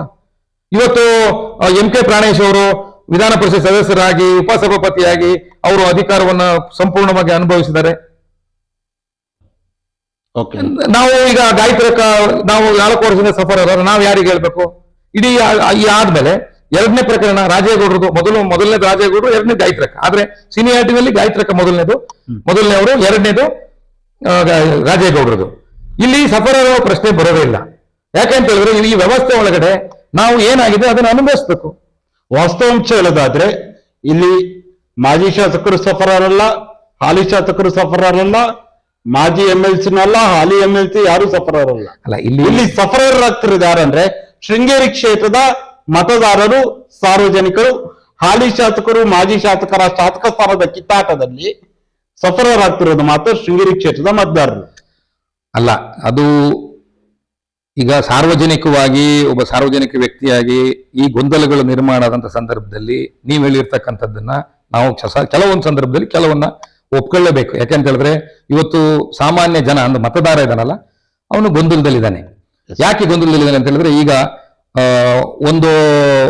ಒಂದು ಪ್ರಕ್ರಿಯೆಯಲ್ಲಿ ಒಲ್ಲಿವರೆಗೆ ರಾಜೇಗೌಡರು ಶಾಸಕರಾಗಿದ್ರು, ಅದಾದ ನಂತರ ಇವರು 1 ದಿನ 2 ದಿನಕ್ಕೆ ಶಾಸಕರಾದ್ರು, ಮತ್ತೆ ಇದಾಯ್ತು. ಈ ತರದ ಗೊಂದಲಗಳು ನಿರ್ಮಾಣ, ಮತ್ತೆ ರಾಜೇಗೌಡರು ಈ ತರದ ಗೊಂದಲಗಳು ಸಹಜವಾಗಿ ಈ ವ್ಯವಸ್ಥೆ ಒಳಗಡೆ ನಿರ್ಮಾಣ ಆಗಿರ್ತಕ್ಕಂಥದ್ದನ್ನ ಒಪ್ಕೋಬೇಕಾಗಿದೆ. ಇದಕ್ಕೆ ಕಾರಣಕರ್ತರಾದಂಥವ್ರಿಗೆ ನಾನು ಹೇಳುವಂಥದ್ದು ಒಂದು. 2ನೇದೇನು, ಈಗ ನಿಜವಾಗಿಯೂ ಇವರಿಗೆ ಆ ತರದ ಏನಾದ್ರೂ ಪ್ರಕ್ರಿಯೆಗಳಾಗಿ ಅನ್ಯಾಯ ಆಗಿರ್ತಕ್ಕಂಥದ್ದು ಆಗಿದ್ರೆ ಅವರು ಹೋರಾಟ ಸರಿ ಇರ್ಬೋದು ಅಂತ ಹೇಳ್ಬೋದು. ಆದ್ರೆ ಇಲ್ಲಿ ಆ ತರದ ಏನು ಸರಿ ಆಗಿರ್ತಕ್ಕಂಥ ಸಾಧ್ಯನೇ ಇಲ್ಲ. ಅವ್ರಿಗೂ ಅದು ಗೊತ್ತಿದೆ. ಯಾಕಂದ್ರೆ ನಮಗ್ ಬಂದ ಮಾಹಿತಿ ಪ್ರಕಾರ ಇವರು ಹಿಂದಿನ RO ಹತ್ರ ಹೋಗಿ ಕೇಳಿದಂತ ಸಂದರ್ಭದಲ್ಲಿ ಇಲ್ಲ, ನೀವು ಸೋತಿದಿರಿ, ನೀವು ವಾಪಸ್ ಮರುಮತ ಎಣಿಕೆ ಮಾಡೋದ್ರಿಂದ ಪ್ರಯೋಜನ ಇಲ್ಲ ಅನ್ನುವಂಥದ್ದನ್ನ ಅವರು ಅಧಿಕೃತವಾಗಿ ಆದ್ಮೇಲೂ ಕೂಡ ಈ ಪ್ರಕ್ರಿಯೆಯಲ್ಲಿ ಇವರು ಭಾಗವಹಿಸಿದ್ದಾರೆ. ಈಗ ನಮ್ಮ ಪ್ರಶ್ನೆ ಇರೋದು ಕಟ್ಟಕಡೆಗೆ, ಈಗ ಇದೆಲ್ಲದರ ನಡುವೆ ಕಟ್ಟಕಡೆಗೆ ನಾವೇನ್ ಹೇಳ್ಬೋದು? ಒಂದು, ರಾಜ್ಯ ಸರ್ಕಾರ ಇದೆ, ನಮ್ಗೆ ಅಭಿವೃದ್ಧಿ ಮಾಡ್ಲಿಕ್ಕೆ ಒಂದು ಕನಸನ್ನ ಹೊತ್ಕೊಂಡು ಅಭಿವೃದ್ಧಿ ಮಾಡ್ಕೊಂತ ಹೋಗ್ತಂದ್ರೆ ಈ ಸಂದರ್ಭದಲ್ಲಿ ನಾನು ಆ ವಿಚಾರನ ಪ್ರಸ್ತಾಪನ ಮಾಡೋದಿಲ್ಲ. ಅದು ಡಿಫರೆಂಟ್ ಇಶ್ಯೂ. ಅಭಿವೃದ್ಧಿ ಮಾಡಿ ಅಲ್ಲ, ಅಭಿವೃದ್ಧಿ ವಿಚಾರ ಮಾಡಿದ್ರೆ ನಾನು ಇನ್ನು 1 ಗಂಟೆ ಚರ್ಚೆ ಮಾಡ್ತೀನಿ. ಬೇಡ, ಅದು ಮಾತಾಡೋಣ, ಅದು ಇನ್ನೊಂದು ದಿವಸ ಮಾತಾಡೋಣ. ಇರೋದು ಪ್ರಮುಖವಾಗಿ ಈ ವಿಚಾರ ಈ ವಿಷಯ ಬಿಟ್ಟು ನಾನು ಬೇರೆ ಮಾತಾಡೋದಿಲ್ಲ. ಒಂದು ಕನಸನ್ನ ಹೊತ್ಕೊಂಡಿರ್ತಕ್ಕಂಥ ಒಬ್ಬ ವ್ಯಕ್ತಿಗೆ ಸಹಜವಾಗಿ ಅಲ್ಲಲ್ಲಿ ಮಧ್ಯದಲ್ಲಿ ಈಗ ಡಿಸ್ಟರ್ಬ್ ಆಗಿರುವಂತಹ ವಾತಾವರಣ ನಿರ್ಮಾಣ ಆಗಿದೆ. ಒಂದು. 2ನೇದು, ಒಂದು ಸ್ಪಷ್ಟವಾಗಿ ನಾನು ಹೇಳ್ಬೇಕು ಅಂದ್ರೆ, ಒಂದು ಈ ಟ್ಯಾಂಪರಿಂಗ್ ವಿಚಾರದಲ್ಲಿ ಇವರು ಕರಗತ್ತಾಗಿದೆ. ಯಾಕಂದ್ರೆ ನಾನೇ ಇವತ್ತು ನರಸಿಂಹರಾಜಪುರ ತಾಲೂಕು ಕಚೇರಿಯಲ್ಲಿ ಒಂದು ಪ್ರಕರಣವನ್ನ ಎತ್ತಿ ಅದು ಇವತ್ತು ಹೈಕೋರ್ಟ್ನಲ್ಲಿ ಚಾರ್ಜ್ ಶೀಟ್ ಆಗಿ ಪ್ರಕರಣ ನ್ಯಾಯಾಲಯದಲ್ಲಿ ಇದೆ. ಇವರು ಏನು ಈ ಮತಪತ್ರಗಳನ್ನ ತಿದ್ದಿದ್ದಾರೆ, ಅದೇ ತರ ಇವರ ಆಡಳಿತ ವ್ಯವಸ್ಥೆ ಒಳಗಡೆ ತಾಲೂಕು ಕಚೇರಿಯಲ್ಲಿ ಬಗರುಕು ಅಕ್ರಮ ಸಕ್ರಮದಲ್ಲಿ ಅರ್ಹ ಫಲಾನುಭವಿಗಳನ್ನ, ರೈತ ಫಲಾನುಭವಿಗಳನ್ನ ಹೆಸರನ್ನ ತಿದ್ದಿ ವೈಟ್ನರ್ ಹಾಕಿ ಅನರ್ಹ ಇವ್ರನ್ನ ಫಲಾನುಭವಿಗಳ ಅಂದ್ರೆ ಇವರ ಚೇಲಾಗಳನ್ನ ಇನ್ಸರ್ಟ್ ಮಾಡಿ ತನಿಖೆಯಾಗಿ ಚಾರ್ಜ್ ಶೀಟ್ ಆಗಿ ಅದು ಕೋರ್ಟ್ನಲ್ಲಿದೆ. ನಾಳೆ ಕೋರ್ಟ್ ಏನ್ ಡೈರೆಕ್ಷನ್ ಕೊಡುತ್ತೆ, ಅದಕ್ಕೆ ಕೋರ್ಟ್ ಏನ್ ತೀರ್ಪು ಕೊಡುತ್ತೆ, ಅದಕ್ಕೆಲ್ಲರೂ ಬದ್ಧ ಇರಬೇಕಾಗುತ್ತೆ. ನಾವು ಬದ್ಧ ಇದ್ದೀವಿ. ಚಾರ್ಜ್ ಶೀಟ್ ಅಂತೂ ಆಗಿದೆ. ಓಕೆ. ಒಂದು, ಈ ಪ್ರಕರಣ ನಾನು ಇಲ್ಲಿ ಯಾಕೆ ಹೇಳ್ತೀನಿ ಅಂತ ಹೇಳಿದ್ರೆ, ಜೀವರಾಜ್ ಅವರ ನಡೆ, ಈ ಟ್ಯಾಂಪರಿಂಗ್ ನಡೆ, ಈ ನಡೆಗಳು ಎರಡು ನಡೆ ಅವ್ರದ್ದು ಅವತ್ತಿಂದನೂ ಸಾಮ್ಯತೆ ಬಂದಿದೆ. ಒಂದು ನಡೆ ಟ್ಯಾಂಪರಿಂಗ್ ನಡೆ. ಇವರು ಟ್ಯಾಂಪರಿಂಗ್ ಮಾಡೋದ್ರಲ್ಲಿ ಕಲಗತರು. 2-3 ಗ್ರಾಮ ಪಂಚಾಯಿತಿ ಚುನಾವಣೆಗಳಲ್ಲಿ ಇವ್ರಿಗೆ ಬೇಕಾದಂತ ಇವರ ಚೇಲಾಗಳನ್ನ ಇದೇ ರೀತಿ ಪ್ರಕರಣದಲ್ಲಿ ಗೆಲ್ಸಿದಂತ ಉದಾಹರಣೆಗಳು ಇದೆ. ಮೊದಲು ಇವರು ಸೋತಿರ್ತಾರೆ, ಆಮೇಲೆ ರೀಕೌಂಟಿಂಗ್ ಆದ್ಮೇಲೆ ಗೆದ್ದಿರ್ತಕ್ಕಂಥ 2-3 ಪ್ರಕರಣಗಳು ಕ್ಷೇತ್ರದಲ್ಲಿ ಇದೆ. ಇದು ಒಂದು. ತಾಲೂಕು ಆಫೀಸ್ನಲ್ಲಿ ಸರ್ಕಾರಿ ದಾಖಲೆಗಳನ್ನ ತಿದ್ದುಪಡಿ ಮಾಡಿರ್ತಕ್ಕಂತಹ ವ್ಯವಸ್ಥೆಗಳು ಇದ್ದಿದ್ದ ಸಂದರ್ಭದಲ್ಲಿ ಅದೇ ರೀತಿ ಇವರು ಚುನಾವಣಾ ಆಯೋಗದ ಒಳಗಡೆ ಹೋಗಿ ಒಂದಷ್ಟು ವ್ಯವಸ್ಥೆಗಳನ್ನು ದುರುಪಯೋಗ ಮಾಡಿಕೊಂಡು 100% ಇವರು ಈ ಏನು ಬ್ಯಾಲೆಟ್ ಕೂಡ ಟ್ಯಾಂಪರಿಂಗ್ ಮಾಡಿರಬಹುದು ಅನ್ನುವಂತ ಆರೋಪವನ್ನ ನೇರವಾಗಿ ನಾನು ಈ ಹಿಂದೆನೂ ಕೂಡ ಮಾಡಿದೀವಿ, ನಾನು ಮಾಡಿದ್ದೀನಿ, ಪಕ್ಷ ಕೂಡ ಮಾಡಿದೆ, ಈಗಲೂ ಕೂಡ ಮಾಡಿದೀವಿ. ಇದು ಒಂದು ಆರೋಪವನ್ನ ನೀವು ಮಾಡಿದ್ದೀರಾ. ಇದು ಒಂದು ನಡೆ. ಇನ್ನೊಂದು ನಡೆ ಹೇಳ್ತೀನಿ, ನೀವು ಹೇಳಿದ್ಮೇಲೆ ಇನ್ನೊಂದು ನಡೆ ಹೇಳ್ತೀನಿ. ಇನ್ನೊಂದು ನಡೆ ಯಾಕೆ ಪ್ರಶ್ನೆ ಬರುತ್ತೆ ಅಂದ್ರೆ, ಈಗ ಸರ್ಕಾರ ನಿಮ್ಮದೇ ಇದ್ದ ಸಂದರ್ಭದಲ್ಲಿ 2023 ಏನು ಒಂದು ಈಗ ಆಗ ಬಿಡುತ್ತಾರೆ, ಏನು ಸರ್ಕಾರ ಮೆಜಾರಿಟಿ ಬಂದಿಲ್ಲ, ಕರ್ನಾಟಕ ಜನತೆ ನಿಮ್ಗೆ 140ಕ್ಕೂ ಹೆಚ್ಚು ಸ್ಥಾನವನ್ನ ನೀಡಿ ಅತ್ಯಂತ ಬಹುಮತದ ಸರ್ಕಾರವನ್ನ ನೀಡಿದ್ರು. ಅಂತಹ ಸಂದರ್ಭದಲ್ಲಿ ಈಗ ನಿಮ್ಮದೇ ರಾಜ್ಯದಲ್ಲಿ ಸರ್ಕಾರ ಆಡಳಿತವನ್ನು ಮಾಡ್ತಾ ಇದ್ದಾರೆ, ಪ್ರಭಾವಿ ಮುಖ್ಯಮಂತ್ರಿಗಳಿದ್ದಾರೆ. ಇಂತಹ ಸಂದರ್ಭದಲ್ಲಿ ಟ್ಯಾಂಪರಿಂಗ್ ಆಗಿದ್ರೆ ನಿಮಗೆ ಗೊಂದಲ ಇದ್ರೆ ಇಷ್ಟೊತ್ತಿಗೆ ತನಿಖೆಗೆ ಒಂದು ರಚನೆಯನ್ನ ಮಾಡಬಹುದಿತ್ತು, ಅಥವಾ ಅಧಿಕಾರಿಗಳ ವಿರುದ್ಧ ಅವ್ರ ವಿರುದ್ಧ ಸೂಕ್ತವಾದ ಕ್ರಮನ ತೆಗೆದುಕೊಳ್ಳಕ್ಕೆ ಮಾಡಬಹುದಿತ್ತು. ಅವರು ನೀವು ಹೇಳ್ತಾ ಇದ್ದೀರಾ ಬಿಜೆಪಿಯವರು ಅಥವಾ ಮಾಜಿ ಶಾಸಕರು ಅಧಿಕಾರಿಗಳ ವಿರುದ್ಧ ಯಾವುದೇ ರೀತಿಯ ಒಂದು ದೂರನ್ನ ಕೊಟ್ಟಿಲ್ಲ ಅನ್ನೋ ಮಾತನಾಡ್ತಿದ್ದೀರಾ. ನಿಮ್ಗೆ ಅವಕಾಶ ಇತ್ತರ, ನಿಮ್ದೇ ಸರ್ಕಾರ ಇದ್ದ ಸಂದರ್ಭದಲ್ಲಿ, ಸಂಪೂರ್ಣ ಆಡಳಿತ ವ್ಯವಸ್ಥೆ ನಿಮ್ದೇ ಇರೋ ಸಂದರ್ಭದಲ್ಲಿ ಅಧಿಕಾರಿಗಳ ಮೇಲೆ ನೀವೇ ತನಿಖೆ ಆಗೋದಾಗ್ಲಿ ಅಥವಾ ಕಾನೂನಾತ್ಮಕವಾಗಿ ಎಲ್ಲ ರೀತಿಯ ಅವಕಾಶಗಳಿದ್ದಾಗ ನೀವೇ ಯಾಕೆ ಇನ್ನು ಮಾಡ್ತಾ ಇಲ್ಲ? ಒಂದು, ನಾನು ಈಗಾಗಲೇ ಇದನ್ನ ಹೇಳಿದ್ದೀನಿ. ಈಗ ಆಯೋಗದ ಮೇಲೆ ಪ್ರಭಾವ ಬೀರುವಂತಹ ಶಕ್ತಿ ರಾಜ್ಯ ಸರ್ಕಾರಕ್ಕಿಲ್ಲ, ಇದು ಒಂದು ಸ್ಪಷ್ಟ. ಎರಡನೇದು, ಈ ಪ್ರಕ್ರಿಯೆ ಏನು ಈ ಟ್ಯಾಂಪರಿಂಗ್ ಪ್ರಕ್ರಿಯೆ ಇದೆಯಲ್ಲ, ಏನು ಈ ಕ್ರಿಮಿನಲ್ ಪ್ರಕ್ರಿಯೆ ನಡೆದಿದೆ, ಈ ಪ್ರಕ್ರಿಯೆ ಇಂಥ ದಿನದಲ್ಲಿ ನಡೆದಿದೆ ಅಂತ ನಾವು ಏನಾದ್ರೂ ಹೇಳಿದ್ರೆ ಅದು ತಪ್ಪಾಗತ್ತೆ. ಚುನಾವಣೆ ನಡೆದು ಇಲ್ಲಿಯವರೆಗೆ ಯಾವ ಸಂದರ್ಭದಲ್ಲಿ ಬೇಕೋ ಆಗಿರ್ಬೋದು. 2023ರಿಂದ ಮೇ 13ನೇ ತಾರೀಕಿನಿಂದ ಕಾಂಗ್ರೆಸ್ ಸರ್ಕಾರ ನೇತೃತ್ವದ ಕರ್ನಾಟಕ ಗೌರ್ಮೆಂಟ್ ಸರ್ಕಾರ ಬರೋದ ಮಧ್ಯದಲ್ಲಿ ಸಾಕಷ್ಟು ಸಮಯ ಇತ್ತು. ಅಲ್ಲಿವರೆಗೆ ಭಾರತೀಯ ಜನತಾ ಪಕ್ಷದ ನೇತೃತ್ವದ ಏನು ಅವತ್ತಿನ ಬೊಮ್ಮಾಯಿ ನೇತೃತ್ವದ ಸರ್ಕಾರನೇ ಅವತ್ತು ಆಡಳಿತ ವ್ಯವಸ್ಥೆ ಒಳಗೆ ಇದ್ದಿದ್ದು. ಆ ನಡುವೆ ಏನು ಬೇಕಾದ್ರೆ ನಡೆದಿರಬಹುದು. ಹಾಗಾಗಿ ಅಧಿಕಾರಿಗಳು ಆ ರೀತಿ ಒಂದು ದುಸ್ಸಾಹಸಕ್ಕೆ ಕೈ ಹಾಕ್ತಾರ ಸಹಜವಾಗಿ. ಯಾಕಂದ್ರೆ ಒಂದು ಹಾಕಿರ್ತಕ್ಕಂಥ ಉದಾಹರಣೆಗಳು 5 ಶಾಸಕರುಗಳು ಗೆದ್ದಿರುವ ಸಂದರ್ಭದಲ್ಲಿ ಅಧಿಕಾರಿಗಳು ಅಂತ ದುಸ್ಸಾಹಸಕ್ಕೆ ಕೈ ಖಂಡಿತ ತಮ್ಮ ಗುಂಡಿಯನ್ನ ತಾವೇ ತೋಡ್ಕೊಂಡಿದ್ದಾಗಿದ್ರೆ ಇದುವರೆಗೂ ನಿಮ್ಮ ಸರ್ಕಾರ ಏನ್ ಮಾಡ್ತಾ ಇದೆ, ಅವರ ಕ್ರಮನ ತೆಗೆದುಕೊಳ್ಬೇಕಲ್ಲ. ಇಲ್ಲಿ ಆ ತರದ ಪ್ರಕ್ರಿಯೆಯಲ್ಲಿ ಚುನಾವಣಾ ಒಂದು ನಡೆದಿರ್ತಕ್ಕಂಥ ಸಾಧ್ಯತೆಗಳು ನೇರವಾಗಿದೆ. ಒಂದು. ಎರಡನೇದು, ನಾವು ನೇರವಾಗಿ ರಾಜ್ಯ ಸರ್ಕಾರ, ಕಾಂಗ್ರೆಸ್ ನೇತೃತ್ವದ ಕಾಂಗ್ರೆಸ್ನ ಕರ್ನಾಟಕದ ಸರ್ಕಾರ ಈ ಪ್ರಕ್ರಿಯೆಯಲ್ಲಿ ಯಾವುದೇ ಕ್ರಮ ಕೈಗೊಳ್ಳುವಂತಿಲ್ಲ. ಅದು ಸ್ಪಷ್ಟವಾಗಿ ಜನರ ಮುಂದೆ ಇವರು ಹೇಳ್ತಾ ಇಲ್ಲ. ಅದಕ್ಕೆ ನಾನು ಹೇಳ್ತಾ ಇದ್ದೀನಿ, ಜನರ ಮುಂದೆ ಆ ಚುನಾವಣಾ ಆಯೋಗದ ಮೇಲೆ ಯಾವುದೇ ಪ್ರಭಾವವನ್ನ, ಆ ಚಟುವಟಿಕೆ ಮೇಲೆ ಪ್ರಭಾವ ಬೀರುವ ಯಾವುದೇ ಹಕ್ಕು ರಾಜ್ಯ ಸರ್ಕಾರಕ್ಕೆ ಇಲ್ಲ. ಸೊ ಹಾಗಾಗಿ ಈ ಏನು ನಿಮ್ಮ ತನಿಖೆ ಪ್ರಕ್ರಿಯೆ ಏನಿದೆ, ನಾವು ಯಾವುದೇ ಕಾರಣಕ್ಕೂ ಯಾವುದೇ ಅಧಿಕಾರಿಗಳ ಮೇಲೆ ಯಾವುದೇ ಕ್ರಮಗಳನ್ನ ಕೈಗೊಳ್ಳುವಂತ ಹಕ್ಕು ರಾಜ್ಯ ಸರ್ಕಾರಕ್ಕೆ ಇಲ್ಲ. ಇದು ಸ್ಪಷ್ಟ. ಅಂದ್ರೆ ಇಲ್ಲಿ ಟ್ಯಾಂಪರಿಂಗ್ ಮಾಡಿದ್ದು ಅಧಿಕಾರಿಗಳೇ ಅನ್ನುವ ಆರೋಪನ ಮಾಡ್ತೀರಾ ನೀವು? ಈ ವ್ಯವಸ್ಥೆ ಟ್ಯಾಂಪರಿಂಗ್ ಆಗಿದೆ ಅಂತ ಹೇಳಿದಾಗ ಟ್ಯಾಂಪರಿಂಗ್ ಮಾಡಿದವರು ಯಾರು ಅನ್ನೋ ಪ್ರಶ್ನೆ ಬರುತ್ತೆ. ಆದ್ರೆ ನಾನು ರವಿಶಂಕರ್ ಅವರೇ ನೇರವಾಗಿ ಕೇಳ್ತೇನೆ, 2023 ವಿಧಾನಸಭೆ ಚುನಾವಣೆಯ ಫಲಿತಾಂಶ ಬಂದ ನಂತರ ನಿಮ್ಮ ಪ್ರಕಾರ ಟ್ಯಾಂಪರಿಂಗ್ ಆಗಿದೆ ಅಂತ ನೀವೇನು ಹೇಳ್ತಾ ಇದ್ದೀರಾ? ಹಾಗಾದ್ರೆ ಟ್ಯಾಂಪರಿಂಗ್ ಮಾಡಿದ್ಯಾರು? ಹಾಗಾದ್ರೆ ಟ್ಯಾಂಪರಿಂಗ್ ಮಾಡಿರ್ತಕ್ಕಂಥದ್ದು ಇದರ ಅಲ್ಟಿಮೇಟ್ ಯಾರು, ಇದರ ಬೆನಿಫಿಷಿಯರ್ಸ್ ಯಾರು ಅವರು ಮಾಡಿಸಿರ್ತಾರೆ. ಅದರಲ್ಲೇನು ಅದರಲ್ಲೇನು ಪ್ರಶ್ನೆನೇ ಇಲ್ಲ. ಈಗ ಇದು ಯಾರಿಗೆ ಇದರ ಅನುಕೂಲ ಆಗುತ್ತೆ, ಅವರು ಇದ್ರ ಹಿಂಗಡೆ ಇರ್ತಾರೆ. ಮಾಡಿರ್ತಕ್ಕಂಥವ್ರು ಯಾರು? ಯಾವ್ದೋ ಸಾಮಾನ್ಯ ಅಧಿಕಾರಿಗಳು ಮಾಡಿರ್ಬೋದು ಅಥವಾ ಉನ್ನತ ಮಟ್ಟದ ಅಧಿಕಾರಿಗಳು ಮಾಡಿರ್ಬೋದು. ಅದಕ್ಕೆ ನಾವು ಹೇಳ್ತಿದೀವಿ, ಇದಕ್ಕೆ ನಿಮ್ಮ ಪ್ರಶ್ನೆಗೆ ನಮ್ಮ ಪ್ರಶ್ನೆಗೆ ಅಂತಿಮವಾಗಿರ್ತಕ್ಕಂತಹ ಪೊಲೀಸ್ ಸ್ಟಾಪ್ ಅಂತ ಹೇಳಿದ್ರೆ ತನಿಖೆ ಆಗ್ಬೇಕು. ಇದಕ್ಕೆ ತನಿಖೆಗೆ ಯಾಕೆ ಯಾರು ಸಹಕರಿಸ್ತಿಲ್ಲ? ಇವತ್ತಿನ ತನಕ ನಮ್ಮ ಪ್ರಶ್ನೆ ಇರೋದು DN ಜೀವರಾಜ್ ಅವರು ಯಾಕೆ ತನಿಖೆಗೆ ಆಗ್ರಹವನ್ನ ಮಾಡ್ತಾ ಇಲ್ಲ? ಈಗ ಅವರು ಅವತ್ತೂ ಕೂಡ ಏನು ನನ್ನ ಇದನ್ನ ಆ ಕಡೆ ಹಾಕಿದ್ರು ಈ ಕಡೆ ಹಾಕಿದ್ರು ಕಟ್ಟೆ ಹಾಕಿದ್ರು ಅಂತ ಹೇಳ್ತಾರೆ. ಅವರು ಆಯ್ತು ತನಿಖೆ ಮಾಡ್ಬೇಕು, ಅಧಿಕಾರಿಗಳಿಗೆ ಅವ್ರ ಮೇಲೆ ಕಂಪ್ಲೇಂಟ್ ಅನ್ನು ಕೊಡ್ಬೇಕಲ್ಲ, ಆರೋಪಗಳ ಮೇಲೆ ಕಂಪ್ಲೇಂಟ್ ಮಾಡ್ಬೇಕಲ್ಲ. ಇವ್ರು ಯಾಕೆ ಅಧಿಕಾರಿಗಳ ಮೇಲೆ ಕಂಪ್ಲೇಂಟ್ ಮಾಡ್ತಾ ಇಲ್ಲ? ಇವತ್ತು ಇವರು ಹೈಕೋರ್ಟ್ ನಲ್ಲಿ ಸ್ಟೇ ತೆಗೆದುಕೊಂಡಿದ್ದಾರೆ. ಸುಧೀರ್ ಕುಮಾರ್ ಕಂಪ್ಲೇಂಟ್ ಮಾಡ್ತಾ ಇಲ್ಲ, ನೀವು ಕಂಪ್ಲೇಂಟ್ ಅನ್ನ ಮಾಡ್ತಾ ಇಲ್ಲ. ನಾವು ಕಂಪ್ಲೇಂಟ್ ಮಾಡಿದ್ವಿ, ನೀವು ಸ್ಟೇ ತೆಗೆದಿದ್ದಾರಲ್ಲ. ನೀವು ಯಾರ ವಿರುದ್ಧ ಕಂಪ್ಲೇಂಟ್ ಮಾಡಿರುವಂತದ್ದು? ನಾವು ಅವತ್ತಿನ RO 2023 RO, ಅವತ್ತಿನ ಚುನಾವಣಾಧಿಕಾರಿ DC, ಅವತ್ತಿನ contested candidate DN Jeevaraj and ಅವತ್ತಿನ ಅಧಿಕಾರಿಗಳ ಮೇಲೆ ನಾವು ನೇರವಾಗಿ ಸುಧೀರ್ ಕುಮಾರ್ ಮುರಳಿ ಅವರು ಚುನಾವಣಾ ಕಾಂಗ್ರೆಸ್ಸಿನ ಏಜೆಂಟ್ ಆದಂತವರು, ನಾವು ಮೊನ್ನೆ 2026 ಇದಾದ ನಂತರ ನಾವು ನೇರವಾಗಿ ಪೊಲೀಸ್ ಸ್ಟೇಷನ್ಗೆ ಹೋಗಿ ಕಂಪ್ಲೇಂಟ್ ಅನ್ನು ಕೊಟ್ಟು ತನಿಖೆಯನ್ನ ಮಾಡಿ ಅಂತ ಆಗ್ರಹವನ್ನು ಮಾಡಿದ್ವಿ. FIR ಆಗಿದೆ. ಆ FIR ಮೇಲೆ ತನಿಖೆಗೆ ಮಾಡಬಾರದು ಅಂತೇಳಿ ಹೈಕೋರ್ಟ್ ನಲ್ಲಿ ಸ್ಟೇ ಅನ್ನು ತಂದಿದ್ದಾರೆ. ಸೊ ಸ್ಟೇ ತಂದಿರೋ ಈ ನಡೆಯುವ ಉದ್ದೇಶ ಏನು? ಇದನ್ನ ಸಾರ್ವಜನಿಕರಿಗೆ ಸ್ಪಷ್ಟಪಡಿಸ್ಬೇಕಲ್ಲ. ಆಯ್ತು, ಈಗ 2023 ಇವ್ರಿಗೆ ಅನ್ಯಾಯ ಆಗಿದ್ರೆ ಆಯ್ತು ತನಿಖೆ ಮಾಡಿ ಅಂತ ಈಗಲೂ ಯಾಕೆ ಹೇಳ್ತಾ ಇಲ್ಲ? ನಮ್ಮ ಪ್ರಶ್ನೆ ಇರೋದು DN ಜೀವರಾಜ್ ಅವರು ತನಿಖೆಯನ್ನ ಮಾಡಿ ಅಂತ ಆಗ್ರಹವನ್ನ ಯಾಕೆ ಮಾಡ್ತಾ ಇಲ್ಲ? ಇದನ್ನ ಅವ್ರು ಸಾರ್ವಜನಿಕರಿಗೆ ಸ್ಪಷ್ಟಪಡಿಸ್ಬೇಕು. ನಮ್ಮ ಆಗ್ರಹ ಇರುವಂತದ್ದು, ಕಾಂಗ್ರೆಸ್ ಪಕ್ಷದ ಆಗ್ರಹ ಇರುವಂತದ್ದು ತನಿಖೆಯನ್ನ ಮಾಡಬೇಕು ಅನ್ನೋದು ನಿಮ್ಮ ಆಗ್ರಹ ಇರುವಂತ. ಸ್ಪಷ್ಟವಾಗಿ ನಾವು ಇವತ್ತು ಹೇಳ್ತಾ ಇದೀವಿ, ಅವರು ತನಿಖೆಯನ್ನ ಮಾಡ್ಲಿ. ತನಿಖೆಯನ್ನ ಮಾಡಿದ್ರೆ ಸಹಜವಾಗಿ ಸತ್ಯಾಂಶ ಹೊರಗಡೆ ಬರ್ತದೆ. ತನಿಖೆ ಯಾವ ಸಂಸ್ಥೆಯಿಂದನಾದ್ರು ಮಾಡ್ಲಿ, ಇವರೇ ಚುನಾವಣಾ ಆಯೋಗಕ್ಕೆ ಹೋಗಿ ಕಂಪ್ಲೇಂಟ್ ಕೊಡ್ಲಿ, ಅಥವಾ ಇವರು ಸುಪ್ರೀಂ ಕೋರ್ಟ್ ಅಲ್ಲಿ ಹೇಳಿ, ಹೈಕೋರ್ಟ್ ಅಲ್ಲಿ ಹೇಳಿ, ಇವರು ಹೈಕೋರ್ಟ್ ಅಲ್ಲಿ ಆಯ್ತು ತನಿಖೆ ಮಾಡ್ಲಿ ಅಂತ ನಾಳೆ ಇವರು ವಾಪಸ್ ತಗೊಳ್ಳಿ, ಮುಕ್ತವಾಗಿ ತನಿಖೆ ಆಗ್ಲಿ, ನಾವು ರೆಡಿ ಇದ್ದೀವಿ. ಈಗ ಟ್ಯಾಂಪರಿಂಗ್ ಮಾಡುವವರು ಯಾರು, ಟ್ಯಾಂಪರಿಂಗ್ ಮಾಡಿಲ್ವೋ ಆಗಿಲ್ವೋ ಇಲ್ಲ FSL ರಿಪೋರ್ಟ್ ಇದೆ.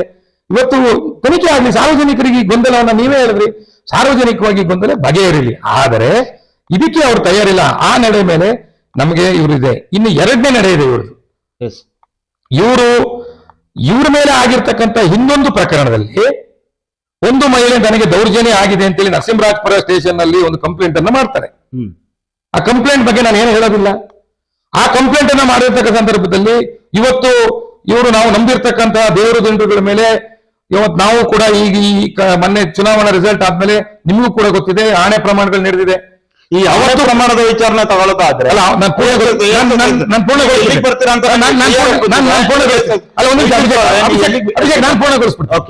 ನೋಡಿ, ಅವತ್ತು ಕೂಡ ಇದನ್ನ ಆಣೆ ಪ್ರಮಾಣ ಧರ್ಮಸ್ಥಳಕ್ಕೆ ಕರೀತಾರೆ. ನನಗೆ ಗೊತ್ತಿಲ್ಲ, ನಾನು ಇರ್ಲಿಲ್ಲ. ಆದ್ರೆ ನನಗೆ ಕೇಳಿ ಬಂದಿರ್ತಕ್ಕಂಥದ್ದು, ಇವತ್ತು ಅವತ್ತು ಆಣೆ ಪ್ರಮಾಣಕ್ಕೆ ಹೋಗಿರ್ತಕ್ಕಂಥ ಇವತ್ತು ಕೊಪ್ಪ ಬ್ಲಾಕ್ ಕಾಂಗ್ರೆಸ್ ಅಧ್ಯಕ್ಷ ಕುಕ್ಕುಡಿ ರವಿ ಇದ್ದಾರೆ, ಇವತ್ತು ಕಾಂಗ್ರೆಸ್ ಮುಖಂಡರ HM ಮನೋಹರ್ ಇದ್ದಾರೆ. ಅವತ್ತು ಆಣೆ ಪ್ರಮಾಣಕ್ಕೆ ಸಂದರ್ಭದಲ್ಲಿ ಧರ್ಮಸ್ಥಳಕ್ಕೆ ಹೋದಂತ ಸಂದರ್ಭದಲ್ಲಿ ಇದೇ ಜೀವರಾಜ್ ಅವರು ಅವತ್ತು ದೇವಸ್ಥಾನದೊಳಗೆ ಹೋಗೋದಿಲ್ಲ, ಆಣೆ ಪ್ರಮಾಣವನ್ನು ಮಾಡೋದಿಲ್ಲ. ನಾನು ಅದಕ್ಕೆ ನಿಮ್ಗೆ ಇನ್ನೊಂದು ನೆರೆ ಹೇಳ್ತೀನಿ ಅಂತ ಹೇಳಿದ್ದು. ಇವತ್ತು ಇವರು 2023 ಈಗ ನಾವು ಆಣೆ ಪ್ರಮಾಣಕ್ಕೆ ಮೊನ್ನೆ ಕರೆದಿದ್ದೀವಿ. ಸಾಕಷ್ಟು ಆಣೆ ಪ್ರಮಾಣಕ್ಕೆ ಕರೆದಿದ್ದಾರೆ. ಜೀವರಾಜ್ ಅವರ ಮೇಲೆ ಯಾವುದೋ ಒಂದು ಪ್ರಕರಣ ದಾಖಲಾದ ಸಂದರ್ಭದಲ್ಲಿ ಅಲ್ಲಿ ಕಾಂಗ್ರೆಸ್ನ ಪ್ರಭಾವಿ ಮುಖಂಡರೊಬ್ಬರ ಏನು ಇದ್ದಾರೆ, ಅವರ ಪಾತ್ರ ಇಲ್ಲ ಅಂತ ಹೇಳಿ ಬಂದು ಆ ಒಂದು ಪ್ರಕರಣದ ಹಿಂದೆ ಅವರ ಪಾತ್ರ ಇಲ್ಲ ಅಂತ ಹೇಳಿ ಬಂದು ದೇವಸ್ಥಾನದಲ್ಲಿ ಆಣೆ ಪ್ರಮಾಣ ಮಾಡಿ ಅಂತ ಅವರು ಕೂಡ ಕರೆದಿದ್ದಾರೆ. ಅದಕ್ಕೆ ನಿಮ್ಮ ಮುಖಂಡರು ಬರ್ತಾರ? ಅದಕ್ಕೆ ಇದಕ್ಕೆ ಸಂಬಂಧಪಟ್ಟಂತೆ ಒಂದೇನು ಗೊತ್ತಾ ರವಿಶಂಕರ್ ಅವರ, ಇದಕ್ಕೆ ಸಂಬಂಧಪಟ್ಟ ನಿಮ್ಮ ಪಕ್ಷದವರು ಆ ವಿಚಾರದಲ್ಲಿ ಆಣೆ ಪ್ರಮಾಣಕ್ಕೆ ಬರಲ್ಲ. ಈ ಮರು ಮತ ಎಣಿಕೆ ವಿಚಾರದಲ್ಲಿ ಮಾಜಿ ಶಾಸಕರು ಕೂಡ ಬರಲ್ಲ.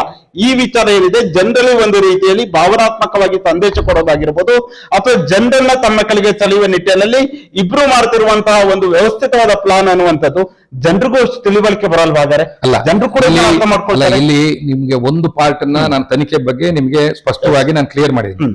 ಇದು ಎರಡನೇ ಪಾರ್ಟ್ ಭಾವನಾತ್ಮಕವಾಗಿರ್ತಕ್ಕಂಥ ವಿಚಾರ. ಭಾವನಾತ್ಮಕವಾಗಿರ್ತಕ್ಕಂಥ ವಿಚಾರದಲ್ಲಿ ಅವರ ನಡೆ ಬಗ್ಗೆ ನಾನು ಹೇಳ್ತೀನಿ. ಅವರು ಆಣೆ ಪ್ರಮಾಣಕ್ಕೆ ಕರೆದಂತ ಸಂದರ್ಭದಲ್ಲಿ ಯಾವುದೇ ಸಂದರ್ಭದಲ್ಲಿ ಅವರ ನಡೆ ಈ ತನಿಖೆ ರೀತಿಯಲ್ಲಿ ಸಾಕಷ್ಟು ಗೊಂದಲ ಮತ್ತು ಸಂದೇಹಕ್ಕೆ ಎಡೆ ಮಾಡಿಕೊಟ್ಟಿದೆ. ಅವರ ಸ್ಪಷ್ಟತೆ ಇಲ್ಲ ಅಂತ ನಾನು ಹೇಳ್ತಿರೋದು.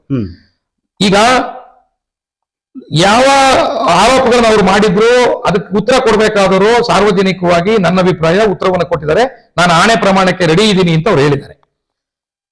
ಇವತ್ತು 2026 ಮತ್ತು 2023 ಏನು ಫಲಿತಾಂಶ ಇದೆ, ಡಿಫರೆನ್ಸ್ ಇದೆ.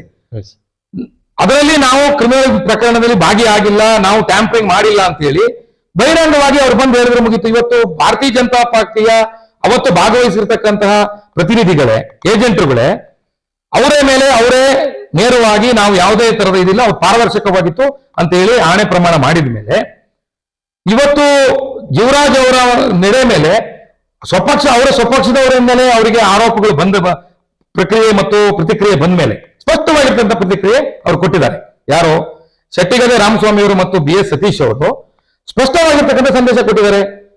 ಜೀವರಾಜ್ ಅವರ ಆರೋಪಗಳು ನಮ್ಮ ಮೇಲೆ ಮಾಡ್ತಾ ಇದ್ದಾರೆ, ಹಾಗಾಗಿ ನಾವು ಅದಕ್ಕಿಲ್ಲ ಅನ್ನುವಂತ ಸ್ಪಷ್ಟವಾಗಿ ಅವರ ಅಭಿಪ್ರಾಯವನ್ನ ದೇವರ ಸನ್ನಿಧಿಯಿಂದ ಹೇಳಿದ್ದಾರೆ.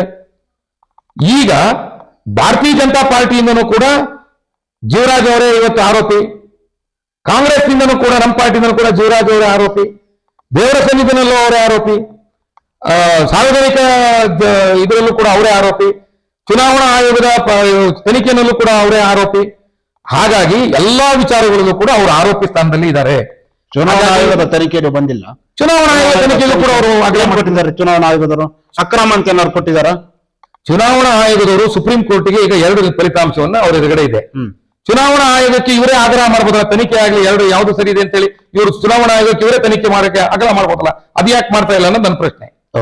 ಈಗ ಅವರು ತನಿಖೆಗೆ ಆಗ್ರಹ ಮಾಡ್ತಾ ಇಲ್ಲ ಅಂದಾಗ ಚುನಾವಣಾ ಆಯೋಗದ ದೃಷ್ಟಿನಲ್ಲೂ ನನ್ನ ಅಭಿಪ್ರಾಯ ಜೀವರಾಜ್ ಅವರ ಸಂದೇಹದ ನಡೆಗನೆ ನಮ್ಗೆ ಅತ್ಯಂತ ಸಂದೇಹವಾಗಿದೆ. ನಿಮ್ಮ ಅಭಿಪ್ರಾಯ ಚುನಾವಣಾ ಆಯೋಗದ ಅಭಿಪ್ರಾಯ ಆಗಲ್ಲ. ನಾನು ಚುನಾವಣಾ ಆಯೋಗದ ಅಭಿಪ್ರಾಯ ಹೇಳ್ತಿಲ್ಲ. ಚುನಾವಣಾ ಆಯೋಗಕ್ಕೂ ಕೂಡ ಈಗ ಜೀವರಾಜ್ ಅವರ ಮೇಲೆ ಸಂದೇಹ ವ್ಯಕ್ತ ಮಾಡುವ ಪರಿಸ್ಥಿತಿ ನಿರ್ಮಾಣ ಆಗಿದೆ ಅಂತ ಹೇಳಿದ್ದು. ಯಾಕೆ ಅಂತ ಹೇಳಿದ್ರೆ 2023 ಮತ್ತು 2026 ಈ ನಡುವೆ ಯಾವುದೇ ಇವರು ಕಂಪ್ಲೇಂಟ್ ಅನ್ನ ಎಲ್ಲೂ ಕೊಟ್ಟಿಲ್ಲ. ಚುನಾವಣಾ ಆಯೋಗಕ್ಕೆ ಇವರು ಏನಾದ್ರೂ ಕಂಪ್ಲೇಂಟ್ ಅನ್ನ ಲಾಂಚ್ ಮಾಡಿದ್ರೆ ಅಥವಾ ಇವರೇನಾದ್ರೂ ಉಚ್ಚ ನ್ಯಾಯಾಲಯದಲ್ಲಿ ನನಗೆ ಏನು 279 ಮತಗಳಲ್ಲಿ ನ್ಯಾಯ ಸಿಕ್ಕಿಲ್ಲ ಅಂತ ಹೇಳುವಂತ ಸಂದರ್ಭದಲ್ಲಿ ಅವತ್ತಿನ ಅಧಿಕಾರಿಗಳು ನನಗೆ ಮೋಸ ಮಾಡಿದ್ದಾರೆ, ಅನ್ಯಾಯ ಮಾಡಿದ್ದಾರೆ, ಇದ್ರ ಬಗ್ಗೆ ತನಿಖೆ ಆಗ್ಬೇಕು ಅಥವಾ ಅಧಿಕಾರಿಗಳ ಮೇಲೆ ಕ್ರಮ ಆಗ್ಬೇಕು ಅಂತ ಏನಾದ್ರು ಇವರು ಚುನಾವಣಾ ಕೋರ್ಟಿನ ಅಫಿಡವಿಟ್ ನಲ್ಲಿ ಏನಾದ್ರು ಹೇಳಿದ್ರೆ ಅವಾಗ ನಾವು ಒಪ್ಪೋದಿತ್ತು, ಇವರ ನಡೆಯನ್ನು ಒಪ್ಪಬಹುದು. ಆದ್ರೆ ಈ ಇಡೀ ಪ್ರಕ್ರಿಯೆಯಲ್ಲಿ ಅವರ ಒಟ್ಟಾರೆ ನಡೆ ಇದೆಯಲ್ಲ ಅದು ಎಲ್ಲ ಕೂಡ ಸಂದೇಹಾಸ್ಪದವಾಗಿದೆ ಮತ್ತು ಎಲ್ಲಿಂದ ಬಂದು ಕೂಡ ಅವರೇ ಆನ್ಸರಬಲ್ ಮತ್ತು ಅವರೇ ಈ ಮಧ್ಯದಲ್ಲಿ ಸಿಕ್ಕಾಕೊಂಡಿದ್ದಾರೆ. ಈ ಸಿಕ್ಕಾಕೊಂಡಿರೋದಕ್ಕೆ ಒಂದು 100 ಸುಳ್ಳನ್ನ ಹೇಳಿ ಒಂದು ಸತ್ಯವನ್ನ ಮಾಡ್ಲಿಕ್ಕೆ ಹೊರಟಿದ್ದಾರೆ. ಅದು ಖಂಡಿತ ಸಾಧ್ಯ ಇಲ್ಲ. ರವಿಶಂಕರ್ ಅವರು, ಕೊನೆಯದಾಗಿ ಚುನಾವಣೆಯ ಫಲಿತಾಂಶದ ವಿಚಾರ ಸುಪ್ರೀಂ ಕೋರ್ಟ್ನ ಅಂಗಳದಲ್ಲಿ ಇರುವಂತದ್ದು. ಈಗ ಒಂದು ಹೈಕೋರ್ಟ್ ಮುಗಿತು, ಚುನಾವಣಾ ಇದರಲ್ಲಿ ಮುಗಿತು, ದೇವಸನ್ನಿಧಿಯಲ್ಲಿ ಮುಗಿದು ಕೊನೆಯದಾಗಿ ಈಗ ಸುಪ್ರೀಂ ಕೋರ್ಟ್ನ ಅಂಗಳದಲ್ಲಿ ಹೋರಾಟವನ್ನ ಮಾಡ್ತಾ ಇದ್ದೀರಾ. ಈಗ ವಿಚಾರಣೆ ಮತ್ತು ಫಲಿತಾಂಶ ಈಗ ಬಾಕಿ ಉಳಿದಿರುವಂತದ್ದು. ಕೊನೆಯದಾಗಿ ಈ ಒಂದು ಚುನಾವಣಾ ವಿಚಾರ ಕುರಿತಾಗಿರ್ಬೋದು, ಕೊನೆಯದಾಗಿ ಸುಪ್ರೀಂ ಕೋರ್ಟ್ನ ಅಂಗಳದಲ್ಲಿರುವಂತಹ ಈ ಒಂದು ಫಲಿತಾಂಶ ವಿಚಾರದ ಶಾಸಕ ಸ್ಥಾನದ ಗೊಂದಲದ ವಿಚಾರ ಕುರಿತಾಗಿ ಕೊನೆಯದಾಗಿ ಏನ್ ಹೇಳ್ತೀರಾ? ನಾನು ಸುಪ್ರೀಂ ಕೋರ್ಟ್ನ ವಿಚಾರವಾಗಿ ಅಥವಾ ಇದ್ರ ಬಗ್ಗೆ ಏನೋ ಯಾವುದೇ ಪ್ರಕ್ರಿಯೆ, ಈ ಸುಪ್ರೀಂ ಕೋರ್ಟ್ನ ಪ್ರಕ್ರಿಯೆ, ಹೈಕೋರ್ಟ್ನ ಪ್ರಕ್ರಿಯೆ ಬಗ್ಗೆ ವೈಯಕ್ತಿಕವಾಗಿ ನಂದೇನು ಹೇಳಿಕೆಗಳಿಲ್ಲ. ಆದರೆ ಈ ವ್ಯವಸ್ಥೆ ಒಳಗಡೆ ಈ ನ್ಯಾಯಾಂಗ ದೇವರು ಮತ್ತು ಪ್ರಜಾಪ್ರಭುತ್ವದಲ್ಲಿ ವ್ಯವಸ್ಥೆ ಒಳಗಡೆ ನಮ್ಗೆ ನಂಬಿಕೆ ಇರ್ತಕ್ಕಂಥ ವ್ಯಕ್ತಿಗಳು.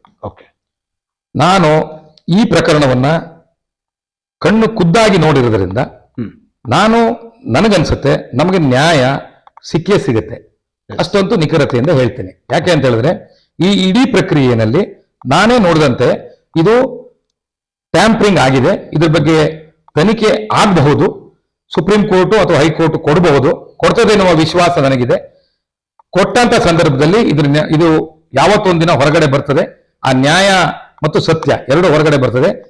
ಕಡೆಗೆ ನಾನು ಸತ್ಯಮೇವ ಜಯತೆ, ಸತ್ಯಕ್ಕೆ ಜಯ ಆಗೇ ಆಗುತ್ತೆ ಎನ್ನುವಂತ ವಿಶ್ವಾಸ ನಾನು ಈ ಸಂದರ್ಭದಲ್ಲಿ ವ್ಯಕ್ತಪಡಿಸ್ತೇನೆ. ರವಿಶಂಕರ್ ಅವರು, ಇದುವರೆಗೆ ಒಂದು ಸಂದರ್ಶನ ಭಾಗವಹಿಸಿ 2023 ವಿಧಾನಸಭೆಯ ಫಲಿತಾಂಶ ಆಗಿರ್ಬೋದು, ನಂತರ 2026 ಮರುಮತ ಎಣಿಕೆ ನಂತರದಲ್ಲಿ ಉಂಟಾದ ಗೊಂದಲ ಆಗಿರ್ಬೋದು, ನಂತರ ಸುಪ್ರೀಂ ಕೋರ್ಟ್ನ ಅಂಗಳದಲ್ಲಿರುವಂತಹ ವಿಚಾರ ಆಗಿರ್ಬೋದು, ಯಾವ ರೀತಿಯಾಗಿ ಒಂದು ಸಮಸ್ಯೆಗಳು ಉದ್ಭವವಾಯಿತು, ನೀವು ಮಾಡ್ತಿರುವಂತಹ ಟ್ಯಾಂಪರಿಂಗ್ ಆರೋಪಗಳಾಗಿರ್ಬೋದು, ಹಾಗೆ ನಿಮ್ಮ ಒಂದು 3 ವರ್ಷಗಳ ಒಂದು ಅವಧಿಯಲ್ಲಿ ಯಾವ ರೀತಿಯಾದ ಗೊಂದಲಗಳು ಸೃಷ್ಟಿಸಿದೆ, ಎಲ್ಲ ವಿಚಾರಗಳ ಕುರಿತಾಗಿ ಈ ಒಂದು ಸುದೀರ್ಘ ಚರ್ಚೆಯಲ್ಲಿ ಭಾಗವಹಿಸಿದ್ದಕ್ಕಾಗಿ ನಮ್ಮ ಸೇರಿ ಸಮಾಚಾರ ತಂಡದ ವತಿಯಿಂದ ನಿಮಗೆ ಹೃತ್ಪೂರ್ವಕ ಧನ್ಯವಾದಗಳು. ನೋಡಿರಲಿ ವೀಕ್ಷಕರೇ, ಇದು ಎಂ ಆರ್ ರವಿಶಂಕರ್ ಅವರ ಜೊತೆಗಿನ ವಿಶೇಷ ಸಂದರ್ಶನ. ನಮಸ್ಕಾರ.